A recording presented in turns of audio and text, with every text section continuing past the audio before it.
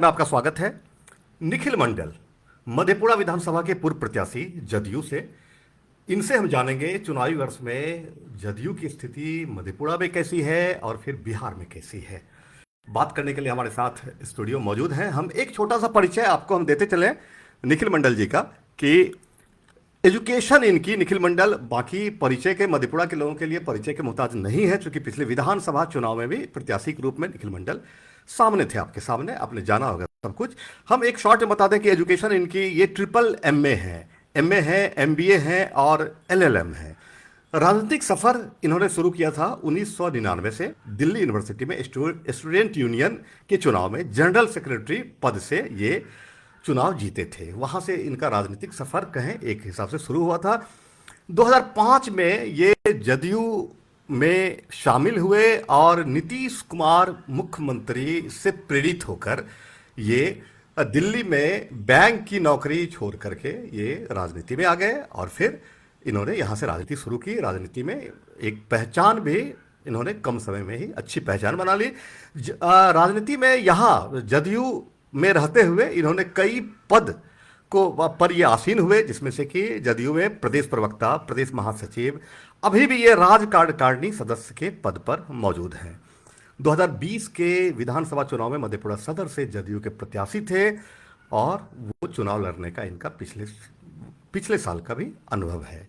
और इनसे हम ढेर सारी बातें करेंगे, ढेर सारे प्रश्न करेंगे और निश्चित रूप से आपके भी सवाल तो होंगे ही, क्योंकि मधेपुरा के लिए काफ़ी लोकप्रिय है। निखिल मंडल जी, बहुत बहुत आपका स्वागत है। बहुत बहुत धन्यवाद। हमारे एमटी लाइव के बहुत बहुत धन्यवाद जी। हम सबसे पहला प्रश्न आपसे ये करना चाहेंगे, क्योंकि कल ही यहाँ एनडीए का कार्यकर्ता सम्मेलन, जिसमें 5 दल आपके साथ एनडीए के साथ हैं, कार्यकर्ता सम्मेलन मधेपुरा में कल हुआ है, संपन्न हुआ है। आपकी नज़र में एनडीए और आपकी पार्टी जदयू पहले से मजबूत हुई है या फिर पहले जैसी बात अब नहीं रही? नहीं, निश्चित रूप से आप जब कोई गलती करते हैं या कुछ कमी रह जाती है, तभी परिणाम आपके सोचे हुए जो एक टारगेट होता है या आप सोचते हैं कि हम इस आंकड़े तक पहुंच जाएंगे, उस आंकड़े तक नहीं पहुंचते हैं तो निश्चित रूप से उसके बाद उसकी समीक्षा होती है।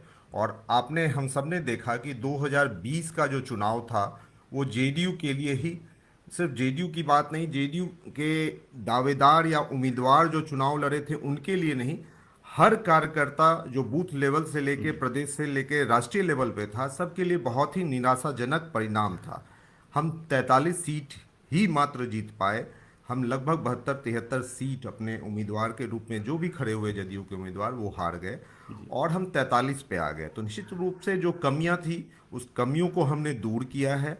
और ये दूरी सिर्फ मौखिक या कागजी रूप पे नहीं है, हम लगातार पिछले 4.5 साल अब बीत गए हैं लगभग, और हमने उसे बूथ तक पहुंचाया है। बूथ कमेटी से लेकर के राज्य कमेटी तक हमने काफ़ी मजबूत किया है और वो कोई सिलसिला खत्म नहीं हुआ है, वो लगातार चल रहा है। इनकेस मैं आपको ये भी इनफैक्ट बता दूं कि कल से ही फिर हम बूथ की कमेटी पे फिर से हम बैठक करने जा रहे हैं। और चुनाव क्योंकि 5-6 महीने बचे हैं तो माइन्यूटली सारी चीज़ हो रही है कि जो भी कमियां 2020 में रह गई थी, जिस कारण से एक ये कमियां थी कि भाई हम अपने दल के अंदर जो आप होते हैं कि बूथ लेवल तक पहुंचते हैं, कार्यकर्ताओं में उत्साह भरते हैं, एक वो कमी, उसके पीछे एक जो मेजर वजह था, जो मैं खुद चुनाव भी लड़ा और मुझे भी ये समझ आया कि एक बड़ी बात वो रही कि हम सब जानते हैं कि उस दौरान 2020 का जो समय था वो कोरोना काल का समय था।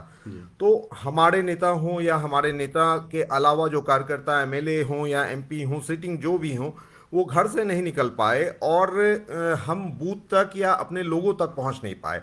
और हमारी जो पार्टी है वो ग्रामीण बेस्ड, मतलब जो हमारे वोटर्स हैं वो कहिए कि ग्रामीण परिवेश में रहने वाले हैं। और हमने प्रयास उस समय किया था कि हम वीडियो कॉन्फ्रेंसिंग के तहत वीडियो कॉलिंग के तहत उन तक जुड़ने के लिए, लेकिन हमें लगता है कि उस प्रयास में हम सफल नहीं हुए और इस बार वो स्थिति है नहीं, तो निश्चित रूप से हम बूथ तक जाएंगे और बेहतर स्थिति में होंगे। जी, हमें लगता है कि कोरोना के चलते या फिर बाकी जो भी समस्याएं थी, वो कमोबेश हर एक पार्टी के साथ हो गई, या हर एक जो जो भी वोटर्स थे उनके साथ में वो समस्या थी उस बार। लेकिन 2020 के चुनाव के परिणाम पर अगर हम पूरे बिहार के, चूंकि आप प्रदेश प्रवक्ता भी रह चुके हैं और फिर बिहार की राजनीति में भी आप सक्रिय रहे हैं, तो हम ये चीज़ हम जानना चाहते हैं कि 2020 के चुनाव में बिहार में राजद सबसे बड़ी पार्टी के रूप में सामने आई थी। हमें लगता है कि शायद 75 सीट राजद को मिले थे और फिर 74 सीट बीजेपी के, और तीसरे नंबर पर आपकी पार्टी, मतलब हम एनडीए की बात नहीं कर रहे हैं बल्कि जदयू की बात कर रहे हैं, कि आपकी पार्टी सिर्फ 43 सीट्स पर सिमट गई थी। और 2015 में जबकि आंकड़े हैं कि 71 सीट, मतलब 28 सीटों का नुकसान भी जदयू को हुआ है।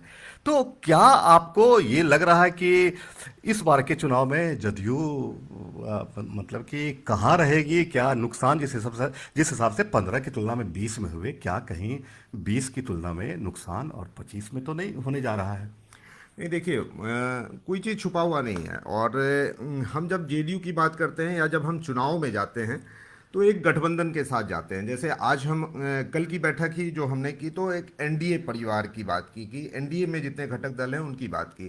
तो आप जब 2020 के चुनाव की बात करते हैं तो निश्चित रूप से जो एक एनडीए परिवार है उसमें कहीं ना कहीं बिखराव हुआ, और उस बिखराव का फायदा निश्चित रूप से आरजेडी को हुआ। लेकिन आज की स्थिति उल्टी है। अब आप अगर देखेंगे तो जो बिखराव था, जो 2020 के चुनाव में आपने जो देखा था, तो वो अब क्लियर कट है कि अब हम 5 दल, बीजेपी हो, जेडीयू हो, उपेंद्र कुशवाहा जी की पार्टी हो, जीतन राम मांझी जी की पार्टी हो, या चिराग पासवान जी की पार्टी हो, पांचों दल आज 5 के हिसाब से काम नहीं कर रहा है, एक मुट्ठी एक एनडीए के तौर पे काम कर रहा है। तो निश्चित रूप से जब हम एकजुट हैं, एक साथ जा रहे हैं, प्रदेश से लेकर जिला लेवल से लेकर प्रखंड से लेकर के बूथ तक, हमारे कार्यक्रम भी जो हैं वो एनडीए के हैं। आगे आप जो भी कार्यक्रम देखेंगे, चाहे प्रदेश में देखेंगे या जिला में देखेंगे, तो वो जेडीयू की कोई कार्यक्रम नहीं चल रही है। कल भी जो था एनडीए की बैठक थी, आगे भी जो कार्यक्रम है एनडीए की है। तो निश्चित रूप से हम एनडीए के तौर पे जब चुनाव में जाएंगे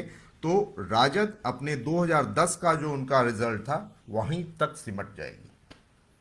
मतलब आपका ऐसा विश्वास है कि राजद वहां से मट जाएगी और एनडीए जो है वो पहले से बेहतर करेगी? देखिए, हमारा एक छोटा सा जी बात कह दूं कि हमारा एक टारगेट भी है, और आप देखेंगे एक पंच लाइन भी है, 2025 में 2025 फिर से नीतीश। मतलब 2025 के चुनाव में हमने टारगेट 2025 के चुनाव में 225 का टारगेट रखा है, ताकि फिर से नीतीश कुमार जी को मुख्यमंत्री के तौर पे स्थापित करें।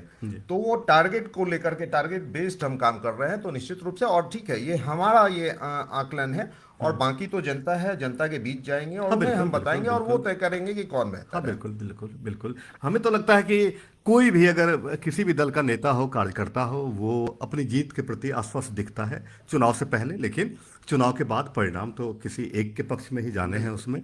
तो एक बात जो आ रही है, इस बार भी जो मंत्रिमंडल विस्तार हुआ है जदयू में बिहार में, मतलब एनडीए का की जो सरकार है इसमें, और जिस हिसाब से हुए हैं उस हिसाब से आरोप भी अब लगने शुरू हुए हैं कि जदयू की सरकार बिहार में अब नहीं है, बीजेपी की सरकार अब बिहार में, असली शासन बीजेपी का है। जदयू लाचार बनी एक पार्टी है, बिल्कुल लाचारी की पार्टी है, इस तरह कई नेता भी कहते हैं, बहुत सारे लोगों का भी, अन्य जो मतलब जो एनडीए के जो विरोधी हैं वो इस तरह भी कहते हैं कि जदयू अब लाचार पार्टी है। आप कहाँ तक इसे सही मानते हैं, क्या मानते हैं? देखिए, जहाँ तक विरोधी की बात है तो निश्चित रूप से विरोधी तो विरोध करेंगे ही, और जहाँ तक कमजोरी की बात है या हम कमजोर हो गए, तो चाहे गठबंधन का स्वरूप कोई भी हो, चाहे हम तो गठबंधन के साथ भी हमारी सरकार रही है, एनडीए के सरकार भी रही है, महागठबंधन मतलब राजद के साथ भी रही है। निश्चित रूप से नीतीश कुमार जी मुख्यमंत्री के तौर पे, चाहे वो 2010 में हो या 15 में हो या 20 में हो, चाहे वो राजद के साथ भी गए, तो मुख्यमंत्री के तौर पे नीतीश जी ही पहली पसंद थे। आप जो आंकड़े की ही बात कर रहे हैं तो 43 पे हम निश्चित रूप से, जेडीयू 43 पे थी 2020 में, लेकिन ये सबने देखा जाना कि जेडीयू और बीजेपी हम साथ लड़े थे, और साथ के परिणाम के बाद जो भी आंकड़े के हिसाब से बीजेपी या जेडीयू का परिणाम आया, लेकिन नीतीश कुमार जी ही मुख्यमंत्री जी हुए। जी और मुख्यमंत्री के तौर पे नीतीश जी का जो सफर है अब 19 साल प्लस हो चुका है, और मुझे लगता है कि उनके कार्यों को लोग पसंद करते हैं। आज भी जी आप कहीं भी जाएं, या छोड़ दीजिए हम लोग या श्रोता ये सोच रहे होंगे कि जेडीयू का है तो ये निश्चित रूप से कहेगा, नहीं, ऐसी बात नहीं है। आप अगर जनरल लोग के पास भी जाएंगे जिनको पॉलिटिक्स से कोई मतलब नहीं है, वो सिर्फ जी वोट डालते हैं, तो जी उनको क्या चाहिए? उनको चाहिए विकास, उनको चाहिए सड़क, बिजली, मेडिकल फैसिलिटी अच्छा हो, एजुकेशन फैसिलिटी अच्छा हो। तो हम ये नहीं कह रहे हैं कि हमने 100% कर लिया, जी लेकिन निश्चित रूप से इसमें काफ़ी इम्प्रूवमेंट हुआ है। और जब लोग ये देखते हैं कि हाँ, ये व्यक्ति काम करने वाला है, ये गठबंधन काम करने वाला है, तो निश्चित रूप से उसके प्रति रुझान और बढ़ता है। और जी इस बार निश्चित रूप से आप देखेंगे कि हमारे बीच कोई फ्रिक्शन नहीं है। और जब 5 दल एक साथ लड़ेगा तो कोई कंफ्यूजन ना होते हुए जब हम जनता के बीच जाएंगे, और काम, क्योंकि ऑलरेडी हम काम कर रहे हैं, चाहे नीतीश कुमार जी का स्टाइल अगर आप देखेंगे तो निश्चित रूप से विकास के लिए ही जाने जाते हैं, कि प्रोग्रेसिव माइंड के हैं और विकास की चीज़ों को लेकर के ही आगे बढ़ते हैं। या फिर आप प्रधानमंत्री के तौर पे नरेंद्र मोदी जी को देखेंगे तो वो भी उसी हिसाब से चलने वाले हैं कि उनकी भी प्राथमिकता विकास ही है। तो जो दो चेहरे हैं एनडीए जी के, जो मेन दो चेहरे आप कह सकते हैं, प्रधानमंत्री जी और मुख्यमंत्री जी, जी जब वो विकास को लेकर के ही आगे बढ़ रहे हैं, तो जनता या वोटर, आम आदमी को क्या चाहिए? काम चाहिए। और अगर जी काम हम कर रहे हैं तो निश्चित रूप से हमें लगता है कि काम जी का इनाम आप कैसे देते हैं? जी वोट के तहत। वोट के तो वो बस जरूर बस आप हमें देंगे, ये हमारा विश्वास है। जी। क्षेत्र में लगातार घूम रहे हैं आप, और हमें लगता है कि क्षेत्र में पहले से भी एक अंदाजा आने लगता है, जब क्षेत्र कोई नेता घूमता है तो उसमें लोगों से मिल करके बातचीत करके या एक अनुमान लगाया जा सकता है कि क्षेत्र में स्थिति अब कैसी है। शिकायतें भी मिलती हैं बहुत सारे, अब तो जनता जागरूक हो गई है, कभी कभी तो जनता सामने से भी शिकायत करती है ऐसी। तो उससे एक अंदाजा अनुमान लगता है कि हमारी स्थिति क्या बढ़िया है या फिर पहले से हमारी स्थिति अब खराब हो गई है। तो इस सीट पर आप जो है प्रत्याशी के रूप में भी पिछले साल, मतलब पिछले 2020 के चुनाव में मधेपुरा सदर से आप प्रत्याशी के रूप में जी। थे, इस पर लगातार घूम भी रहे हैं। क्या लग रहा है, ये सीट राजद के खाते में चली गई थी पिछले बार, इस बार आपको क्या लग रहा है घूम रहे हैं तो? देखिए, मैं अगर लगातार, अगर एक कहिए कि रूटीन वाइज, अगर मैं कि किस जगह किस दिन जाना है, उस हिसाब से अगर बात करें, जी ऐसे तो सालों भर आना जाना लगा होता है, बिल्कुल लेकिन बिल्कुल इस बीच अगर आप बात करें तो जो मैं लगातार जा रहा हूँ और जो फीडबैक मिल रहा है या लोगों का रिस्पांस मिल रहा है, तो निश्चित रूप से मुझे लग रहा है कि जो 5 साल, और मैंने भी जो 5 साल पहले, ऐसे नहीं, ऐसी बात नहीं है कि मुझ में कुछ कमियां नहीं होगी, कुछ कमियां होगी, जी तभी बिल्कुल बहुत से लोगों ने बिल्कुल मुझे नकारा। बिल्कुल तो मैंने भी उसमें सुधार लाया है, और निश्चित रूप से मैंने तमाम चीज़ों पे माइन्यूटली देखा कि आखिर कमियां कहाँ रह गई चुनाव में। जी तो उसको लेके मैंने काम किया, उसके आधार पे मैं लोगों के पास जा रहा हूँ और मैं अपनी बात रख रहा हूँ। जी मुझे ना किसी दल का विरोध करना है, ना मुझे किसी व्यक्ति का विरोध करना है। मैं अपनी बात कहना चाहता हूँ और जी लोगों के बीच जाके अपनी बात कह रहा हूँ। और मुझे लग रहा है कि इस कारण, और जब आप होता है कि आप जब किसी व्यक्ति से नहीं मिले होते हैं तो वो कई तरह के परसेप्शन आपके प्रति बना दिया जाता है कि बिल्कुल ये है, वो बिल्कुल है। लेकिन जब आप बैठते हैं किसी व्यक्ति के साथ तो बहुत सारी चीज़ों का आदान प्रदान होता है, तो उसके तहत कन्फ्यूजन दूर होता है। तो मुझे लग रहा है कि जिस प्रकार से मैं लगातार समय दे करके, क्योंकि आप चुनाव के समय जाते हैं तो 2 से 3 मिनट में किसी भी व्यक्ति से मिलकर निकल बिल्कुल जाते हैं, बिल्कुल तो मुझे लगा कि नहीं, बेहतर है कि पहले से सभी व्यक्ति से समय दे करके आप मिलेंगे।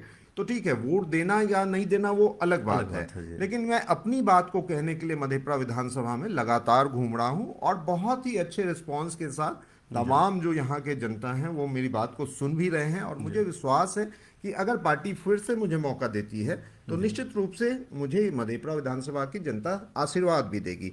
हाँ, एक चीज़ जरूर है कि जो मेरी हार की भी बात है, तो फिर उसमें भी आप वही देखेंगे कि जी जो बिखराव हुआ एनडीए के वोट का, जी तो वहाँ कहीं ना कहीं मुझे उसके कारण समस्या आई।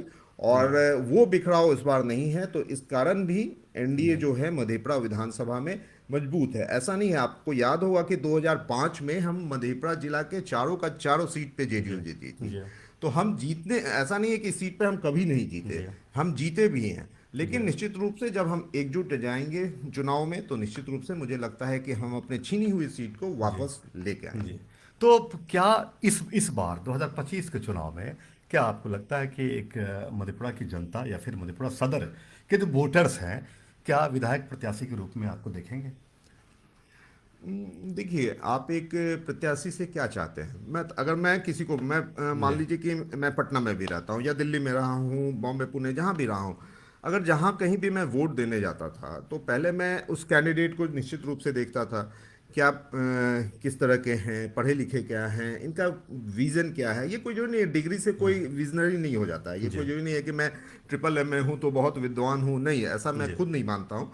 विजन आपका होता है जब आप प्रैक्टिकली बहुत चीज को अनुभव करते हैं उस जी आधार पे, तो जी निश्चित रूप से आप उस आधार पे कुछ अलग करना चाहते हैं। मुझे लगता है कि कोई भी विधायक या एमपी, ठीक है, आप विधायक या एमपी बनते हैं तो वो बेसिक काम, सड़क, बिजली, ये तो है, वो तो सभी कर ही रहे हैं, लेकिन आप एक अलग अगर विजन के साथ आएंगे, जो कि मुझे लगता है कि कहीं जी ना कहीं कई बार मैं बहुत सारे आइडियाज आते हैं जो, मान लीजिए एक छोटी सी बात कह दूं कि जी मधेपुरा नगर की ही अगर बात कर दूं तो काफ़ी छोटा है। अगर एक राउंड मारेंगे तो मुझे लगता है 10 मिनट में ये एक राउंड आप इस मधेपुरा शहर का आप ले लेंगे। जी लेकिन आज भी बहुत सारी समस्या मुझे लगता है कि वैसी ही है जो मैं 2005 में आया था, वो वैसी ही है, लेकिन जी उस पर ध्यान नहीं दिया जा रहा है। तो जी निश्चित रूप से छोटे चीज़, और अगर आप छोटे से छोटे चीज और व्यक्तिगत अनुभव के आधार पे लोगों के बीच जाएंगे, उनके सुख दुख में साथ होंगे,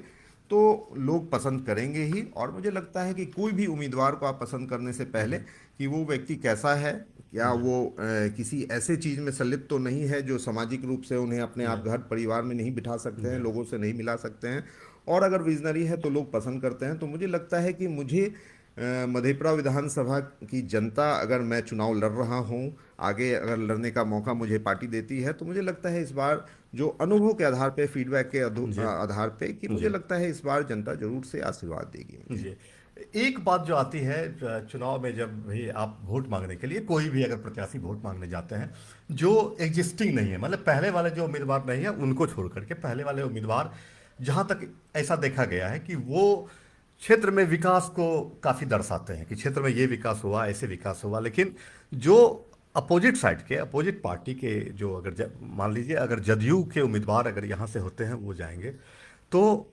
पिछले 5 साल के विकास कार्य का भी वो ब्यौरा जरूर रखते हैं। आपको क्या लगता है कि मधेपुरा सदर, सिर्फ मधेपुरा सदर की बात ले, चूंकि यहाँ की बात चल रही है, तो इसमें क्या विकास, 5 साल में क्या विकास, जो विकास विधायक को करना चाहिए था, उसमें से क्या विकास हुए हैं, क्या कमियां हैं यहाँ?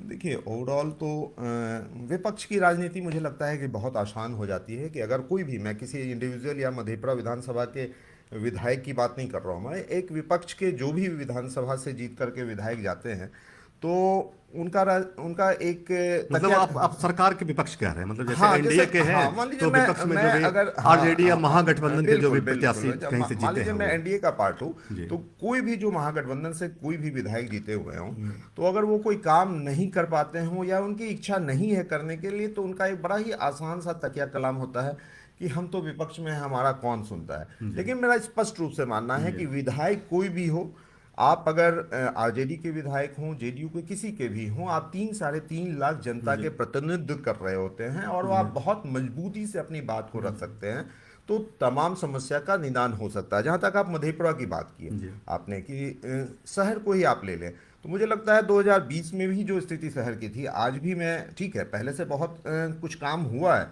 मैं गंदगी की बात करना चाहता हूँ कि जी जहाँ तक गंदगी की बात है तो उसमें काफ़ी काम हुए हैं, लेकिन आज भी बहुत सारी समस्या है जो कि देखने को मिलता है। आज मैं जिस घर में, मेरा जहाँ मधेपुरा में घर है, आज भी मैं देखता हूँ कि कूड़े कचरे का जो समाधान है, ठीक है, कई बार होता है, कई बार नहीं होता है। लाइट्स की समस्या कई जगह, ठीक है, आप सिर्फ एक सराउंडिंग एरिया ले लेंगे जी तो आपको चमकता हुआ मधेपुरा दिख सकता है, जी लेकिन जब आप अंदर जाएंगे, बहुत सी जी गलियां ऐसे हैं जिसमें अंधेरा होता है। आपके नाले कई जगह आपको दिखेंगे कि कई दिन से वैसे ही पड़े हुए हैं। तो मुझे लगता है कि छोटे छोटे चीज पे भी अगर आप ध्यान देंगे, ठीक है, आप सड़क बना रहे हैं, पुल बना रहे हैं, आप जाके मेडिकल फैसिलिटी को बेहतर कर रहे हैं, या फिर स्कूल की बिल्डिंग या टीचर में औचक निरीक्षण करके आप टीचर्स को चेक कर रहे हैं, ये एक चीज है।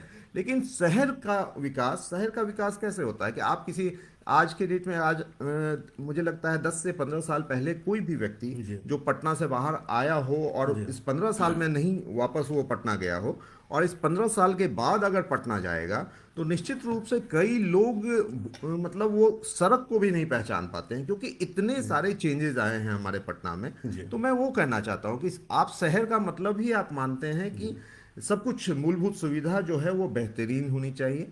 एक कमी जो मैं अक्सर महसूस करता हूं, मैं कोई गवर्नमेंट के पार्ट पे नहीं कहूंगा ना विधायक के पार्ट पे कहूंगा, मुझे ये आज तक कमी यहाँ मधेपुरा में लगती है कि यहाँ कोई भी बेहतर स्कूल नहीं है, जिसके लिए मुझे लगता है कि किसी भी व्यक्ति ने शायद बहुत ही अच्छे तरीके से प्रयास नहीं किया। ठीक है, आप प्राइवेट स्कूल की बात कर छोड़ दीजिए, बहुत से ऐसे सरकारी स्कूल भी हैं जो बहुत बेहतर तरीके से देश के अलग अलग प्रदेश में चल रहे हैं। जी उनका ब्रांच यहाँ निश्चित रूप से होना चाहिए, जी जिसके आधार पे जो हमारे बच्चे बाहर जाते हैं पढ़ने, जी तो वो रुक करके कम से कम, क्योंकि आप बच्चे को जब फिफ्थ स्टैंडर्ड में या सिक्स स्टैंडर्ड में 10-12 साल के उम्र में आप क्यों दूर करते हैं? सिर्फ इसलिए ना कि मेरा बेटा या बेटी जो अच्छे जगह पढ़ अच्छे पाए, से एजुकेशन वरना अच्छा कोई है। माँ बाप ये नहीं चाहता है कि कम उम्र में अपने बच्चे को अलग कर दे। तो निश्चित रूप से एक वो चीज़ है कि अगर कभी मैं ये मेरे मन में है कि अगर कभी मुझे मौका मिलेगा तो निश्चित रूप से वो मेरी एक बड़ी अच्छा, प्राथमिकता दो रहेगी। एक बात जो आती है इसमें कि किसी भी क्षेत्र का विकास, या मधेपुरा का विकास हो या पूरे बिहार का विकास हो, ठीक है, कहीं पर अपोजिट जो आपने कहा कि जैसे गठबंधन के जहाँ पर नेता है जो चुने गए हैं वहाँ, लेकिन विकास तो फिर दोनों के जिम्मे, और हमें लगता है कि मेजर पार्ट तो गवर्नमेंट के हिस्से में विकास का वो जाएगा। अगर विकास नहीं हो रहा है कहीं, तो ये तो सरकार के हिस्से में वो जाएगा कि उसमें विधायक का क्या रोल हो सकता है उसमें। मान लीजिए सरकार अगर करना चाहेगी कहीं का विकास, या फिर सरकार की भी ऐसी ही होती है, सरकार की तरफ से भी नॉन कॉपरेशन ऐसा होता है कि वहाँ जो है अपोजिट पार्टी के विधायक हैं तो वहाँ हम जो है जो भी फंड या जो भी राशि या जो बाकी चीज़ हम ना दें। कुछ ऐसा भी सरकार की तरफ से भी तो ये कहा जा सकता है कमियां सरकार में भी है। नहीं नहीं, देखिए, कमियां सरकार में निश्चित रूप से होगी, जी लेकिन अगर वो कमियां आप बताएंगे ही नहीं सरकार के पास जाके, तो वो कमियां दूर कैसे होगी? जी विधायक की भूमिका क्या है, चाहे आप पक्ष के विधायक हैं या विपक्ष के। आप मान लीजिए कि विपक्ष के, राजद के ही विधायक हैं, तो निश्चित रूप से जो भी आप जिस भी विधानसभा से आप चुन के आए हैं, तो वहां की समस्या को लेके विधानसभा का सत्र क्यों चलता है? जी इसी वजह से है ना कि सत्र जी में आप अपने विधानसभा से जुड़े समस्या को पटल पे रखेंगे, और जी जब आप ऑन रिकॉर्ड रखेंगे तो जी संबंधित विभाग के मंत्री उस प्रश्न का जवाब देंगे। जी उसके बाद भी आपको ये है कि ये समय सीमा बताइए कि कब तक होना है, तो वो भी एक समय सीमा तय होगा विभाग से कि हम फलना तारीख तक इसको कंप्लीट करेंगे। जब वो ऑन रिकॉर्ड होगा और अगर आप फिर कहते हैं कि उस टाइम फ्रेम तक वो चीज़ कंप्लीट नहीं होता है, तो निश्चित रूप से आप फिर से अगले विधानसभा सत्र में उस पर आप सवाल उठाएंगे, तो सरकार के नज़र में भी ये आएगी कि ये समस्या पे लगातार विधायक जी सवाल उठा रहे हैं और सरकार कोई अपनी फजीयत नहीं चाहती नहीं है। चाहती जी। जब सरकार बनी ही है काम करने के लिए, लेकिन अगर कुछ चीज़ छूट रहा हो या जानकारी के अभाव में वो चीज़ नहीं हो पा रहा हो, या फिर ये कहें कि वो चीज़ सरकार तक पहुंच ही नहीं पा रहा हो, तो उसका दायित्व तो निश्चित रूप से विधायक पे है या सांसद पे है। ये आप बिल्कुल कह के अपने आप को साइडलाइन नहीं कर सकते कि हम विपक्ष के हैं, हमारा कुछ नहीं चलता, या फिर सरकार हाँ बिल्कुल, हमसे। विधायक विधायक बनने का एक तो है उसका तो कारण है कि विधायक जब आप बने हैं, जब जनप्रतिनिधि बने हैं, तो वहाँ की समस्याओं को जी उठाना, बिल्कुल। उन वहाँ की समस्याओं की तरफ सरकार का ध्यान देना। लेकिन एक पक्ष इसका और है निखिल जी कि सरकार के भी प्रतिनिधि, कहने का मतलब जिसे हम अगर दो भाग में बांट लें, एक सरकार कह दें कि जहां स्टेट में बैठी हुई है जो नीतीश जी और मंत्रिमंडल हैं, अगर सरकार उन्हें कह दें, और प्रशासन अगर कह दें कि जिला प्रशासन है, जिला प्रशासन की नज़र तो हर एक समस्या पर तो रहनी चाहिए। तो फिर जिला प्रशासन भी तो उन चीज़ों को सरकार के सामने रख सकती है, यहाँ से जो करस्पॉन्डेंट्स हैं वो करके विकास करवा सकती है। लेकिन ठीक है, आपकी बात है, और ये भी बात है कि फिर तो विधायक का क्या रोल नहीं, रहेगा। मैं एक चीज और बोलना चाहूंगा जी इसमें जी कि आपने कहा कि जो पदाधिकारी या अधिकारी की बात की, वो जी भी तो आप इसी समाज से सभी पदाधिकारी अधिकारी बने हैं। जी कुछ ऐसे होते हैं जो बेहतरीन काम करते हैं तो जी उन्हें पुरस्कृत किया जाता है, जी तो सारे अधिकारी और तो पुरस्कृत होते नहीं हैं। जी कुछ एक पदाधिकारी कुछ अलग करता है, जी कुछ बेहतर करता है, तभी उसे पुरस्कार सरकार जी देती है या हम सब उसकी तारीफ करते हैं। जी तो निश्चित रूप से समाज के बीच से ही वो व्यक्ति ही ऑफिसर बन के जाता है ना। तो कुछ जो होता है वो बहुत बेहतर करने वाला होता है। तो वैसे जिला में कई बार आप देखते हैं कि हमारे ही जिला में कुछ ऑफिसर ऐसे आए जिसको आज भी याद किया जाता है कि उस डीएम, उस एसपी के बिल्कुल, कार्यकाल में ये डेवलपमेंट के हुआ, कारण जी, वो हुआ। विकास विकास के निश्चित लिए। रूप से तो वो कहने का मतलब है कि आप पद पे होने का मतलब ये नहीं है कि सबका कार्यशैली एक ही होगा। जी कुछ बेहतर करेंगे, कुछ कम करेंगे। जी तो अगर जो कम करने वाला व्यक्ति है, अगर कोई अधिकारी कम काम कर रहा है या वो ध्यान नहीं दे रहा है, तो उसको ध्यान दिलाना जो है वो दायित्व विधायक का बनता है। ये मेरा मानना है। हो सकता है सामने जो श्रोता हूं वो नहीं माने, लेकिन मेरा मानना है कि जी। विधायक का ये दायित्व है। श्रोताओं की, दर्शकों की टिप्पणियां भी ढेर आने लगे हैं, और इस पक्ष में भी आने लगी हैं कि मतलब कि ठीक है कि विधायक अपोजिट पार्टी के हैं, लेकिन सरकार तो आपकी थी, ऐसी भी टिप्पणी आती है। लेकिन हम शुरू से टिप्पणियों को लेते हैं, क्या क्या टिप्पणियां आ रही है। गुलजार कुमार बंटी लिखते हैं, हार जीत लगी रहती है, वीर तुम बढ़े चलो, शुभकामनाएं निखिल जी को। धन्यवाद। सुनील कुमार शशि लिख रहे हैं, 65% आरक्षण को एनडीए खास तौर पर, हमें लगता है कि लिखने में थोड़ी अशुद्ध, खास तौर पर खा गया, मंडल कमीशन विशेषज्ञ। गुलजार कुमार बंटी आगे लिखते हैं कि 2020 के चुनाव में आपको भीतरघात का सामना करना पड़ा था, 2025 में भी पूर्व की तरह इस बार भी ऐसे चुनौतियों का सामना करना पड़ेगा। आप कितने तैयार हैं? क्या आप अपने साथ उन लोगों को लाने में सफल होंगे? नीरज राज कह रहे हैं, विधायक आप नहीं थे, सरकार तो आपकी ही थी, तो फिर क्यों पिछड़ा है सर? वही बात जो मैंने भी उठाई, ये बात कि चूंकि दो तीन पार्ट हैं इसके। ठीक है, विधायक अपोजिट साइड के हो सकते हैं, लेकिन गवर्नमेंट फिर सरकार है, और सरकार के प्रतिनिधि, एक प्रशासनिक अधिकारी जो है वो सरकार के प्रतिनिधि के रूप में जो भी कमियां हैं पूरे जिले की कमियां, वो उन कमियों को उनके सामने उजागर कर सकते हैं, और सरकार चाहे तो उसमें फिर एक चीज और आती है बात इसमें, कि जो आगे टिप्पणी भी है, और हम वही लेते हैं, टिप्पणी से ही लेते हैं, ताकि वो टिप्पणी करने वाले को भी, दर्शक को भी ये लगे, श्रोता को भी ये लगे कि हमारी टिप्पणी पर ही ये सवाल पूछा गया। जी, रविंद्र यादव की टिप्पणी है, निखिल मंडल जी अच्छे नेता हैं, पार्टी गलत है, इसलिए आरजेडी बिहार में आरजेडी आ रही है सरकार में, आरजेडी बिहार में आरजेडी आ रही है सरकार में, ये लिख रहे हैं जी। नीरज पोलो लिख रहे हैं वही बात कि विधायक इनका नहीं था, लेकिन सांसद और सरकार तो इन्हीं का है। इस बात पर भी कीजिए कि वो क्या किए मधेपुरा के लिए, क्योंकि इनके सांसद तक तो आवाज ही नहीं पहुंचती आम आदमी की। ये भी आरोप है सांसद के प्रति भी। हम देख रहे हैं कि यहाँ एक असंतोष का भाव यहाँ प्रकट हो रहा है।